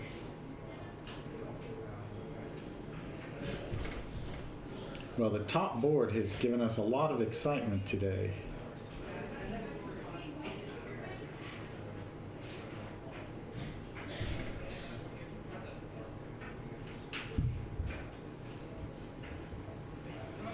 So can he do anything a pawn down, such as rook a7 check, king to d8, rook takes c8, king takes c8, queen c2 check, rook c5, queen to g2, holding the e4 pawn, threatening queen g8 mate. That's a nice variation. And if rook B3, king A2. No, we're There's first no rook b3. Oh, that's we're right. throwing in the queen c2 check to Oh, I see. drag the rook to c5. I see. Nice variation. Yeah, you probably should have taken on b5 with the queen.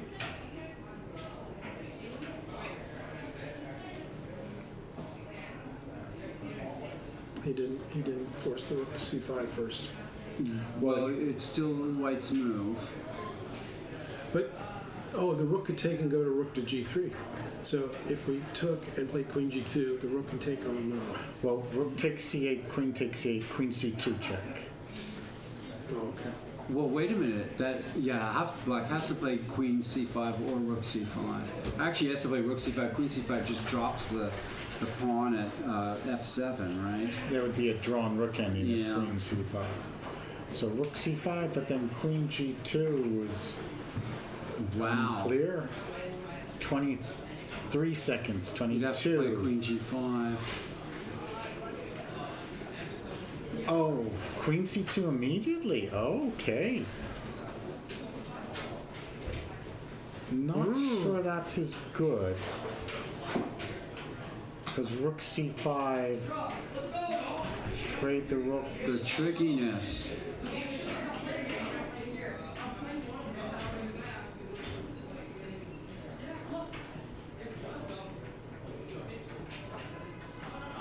Boy, that's a tricky move. Whew.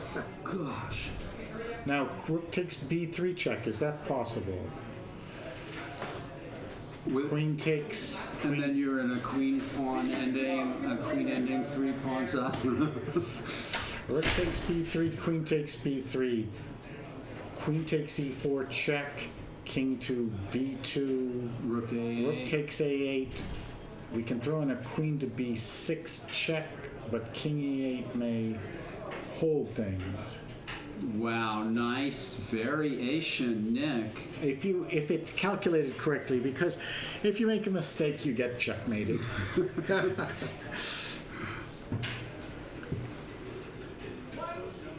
He did it. Wow, Yeah, nice and there's move. you can't move the king away because king rook c3. Can you go king to a2? No, rook c3 anyway.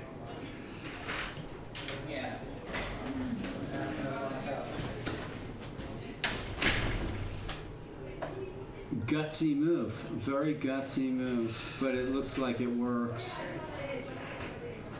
A bunch of inaccuracies from Ezra. Well, Ezra's young and he almost had it. He had outplayed Chiron for the whole opening, the middle game, and when it went into time pressure, then he sort of lost it. Yeah. 4, 3. Oh, he did that, but rook c3 should be all right. Queen a4. Oh, queen a4. Well, then rook c2. No. Oh, then you can play queen takes c2. Aha. All right, king a2. What a game! Does black have what's this black have here? Well, you can play rook on b to b8 is possible. Then queen c7 check. Oh. Well, no, the rook would take it. Oh yeah. But if rook c3, queen a4, that's quite a move. But if rook b8, rook Just takes take, b8, yeah, just and then take, yeah. then queen c7 check. Oh, you're right. Sorry. So, and if rook c3, queen a4. Oh, queen a4 and how? Oh, there's a queen h2 check. Ah, queen a4, queen h2 check mates. With rook c1. Yeah, oh my gosh. And if queen g2? Yeah, let's try it. Queen a. He did it. This is a great game. Wow. This is absolutely a fabulous game, I think. Absolutely. So last game won. Oh my gosh. We're queen h8? Queen g3. Okay. Nice move. Safe move. Yes. But What about There's all kinds of moves. Queen b2 here. well take? Well, I was thinking queen rook takes c8. king King has to- takes c8. Is it? Oh, Oh, and play the end game. You can Well- trade into an end game only one pawn down. it seems like black will be better there though. Right? Yeah. He'll be the first to attack that. But what about queen b2?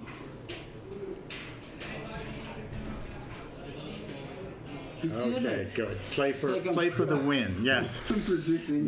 No bad end game. Okay. This is And what does black do after that? Queen. This is a game to remember, that's for sure. Now, can you cover things with queen to e3? You're so close to getting checkmated, but What a crazy. Queen e3 is a good move. well, there's still checks to come. Wow, wild finish here, folks. Yeah, this is a very impressive Queen game. e3, rook takes c8. King takes c8. Queen b7. Oh, that's mate, yeah. Oh, And you can't take with the rook because of queen h8. queen nice. h8. Oh, Oh, wow, that's a nice variation too. down 2 minutes 49 seconds for This is- Chiron. Maybe that's it. Could be there's no way out. On. The extra black pawns don't help. If Well, can you play rook a8? Yeah, can he take and run to e7? Okay, you can throw in a queen check. I don't know if that helped. Oh, it Yeah, then does it's help. queen d8 mate. Oh yeah, good point. Queen b6, take to yeah. d8 Folks, mate. we are talking if rook takes a8, queen to b6 check, king d8, rook takes a8 check, king e7, queen d8 mate. Incredible. So black might suddenly be on the ropes. Yeah, no, Chiron's down to 2 minutes, huh? Wow, folks, this is just an amazing game. Amazing.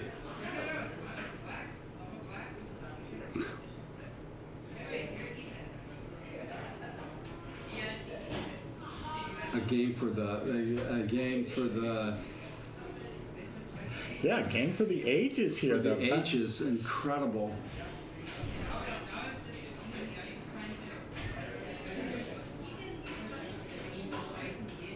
Chiron is thinking and trying to get out of Suddenly, this. no way out. Queen G3 was a lemon. It's But was there another move even? Maybe there wasn't. Maybe incredible. Only the engines are going to be. This is what a game.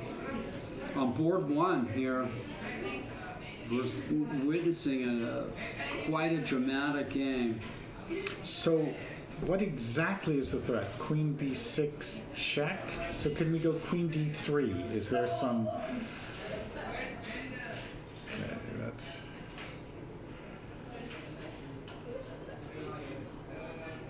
I was wondering about that. What about Queen B7 here? Well, then Rook C2 Oh, then check. Rook C2 check. Well, let's see if they repeat the position. Queen G2, Queen G3. Oh, Queen G2. That's right.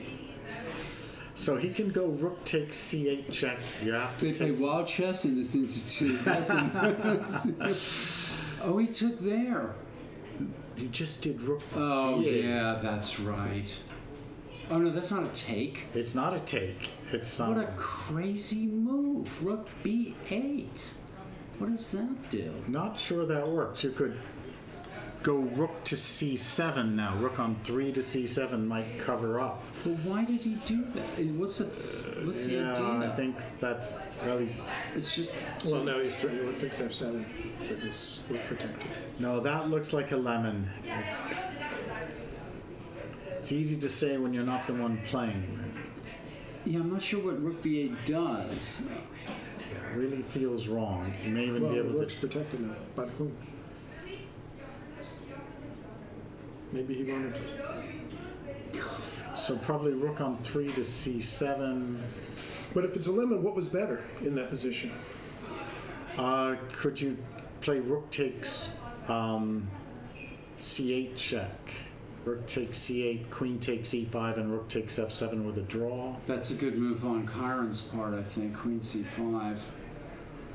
27 seconds against 50 seconds. Now, if he doubles Rook to A8, which was maybe his idea, and then there's Queen C4 check, but that may not be enough. But now, why can't he just take? We'll find out. I mean, now he can take on F7. It seems. Oh. Yeah, he could take on F7 because he has Rook Rook F8 takes check. Okay, Queen takes. Has to take with a queen, I think. Queen B6 check. King to E8, and is he safe? No, why not Rook takes F7? Oh, probably Queen to C4 check. Right? Yeah, that. Oh, yeah. Okay. That. King to E8. Queen takes D6. Is it mate? Is it their definite mate there? Both sides trying to deliver checkmate. Queen takes D6, Queen C4 check. Is that mate? That's probably the end. Yeah. It's all, Yeah, that's it's all in the right squares. Ezra, looks like you'd slipped up. Great game, great battle. But Queen C4 checks looks to be deadly. Rook B8 was just too hesitant. Now, someone said Rook takes C8 check was plus 59 according to Stockfish. Wow.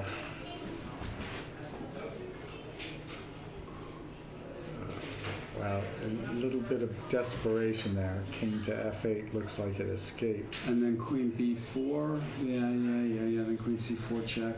Oh. Unbelievable. What happened here? Huh? Endgame. Luck. Black is winning now. Yeah. But apparently Ezra was winning. That's Yeah. She was. He was. Ezra was winning. This is a game that will be. what a battle. Yeah, incredible battle. Such credit to both players. That's, That must be it. and did he time out? Yes, no, that's true. We don't allow stockfish to play in our tournaments. That's, Yeah. No arms. Oh, timeout. Timeout. Yeah, white. okay, seems Ezra Wow. You lost guys on. following that? Yeah. Chiron won. Yeah, but Ezra was winning. No, yeah. Ah, But it was terrific not battle. easy to It find. was the time. He didn't have enough time Yeah. to figure it You out. could visibly see the. It was tough. It was so Wow. complex. Yeah. Wow. Chiron. Yeah. Okay, folks, that is the end of. We're not even going to get those two guys in here. I don't think we're not going to get those two guys.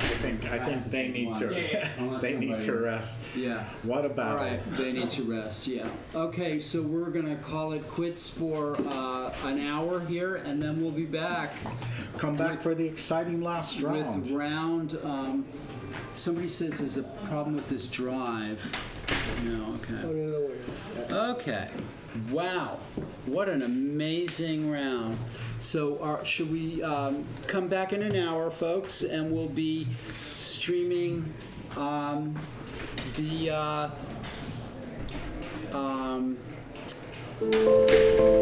fifth round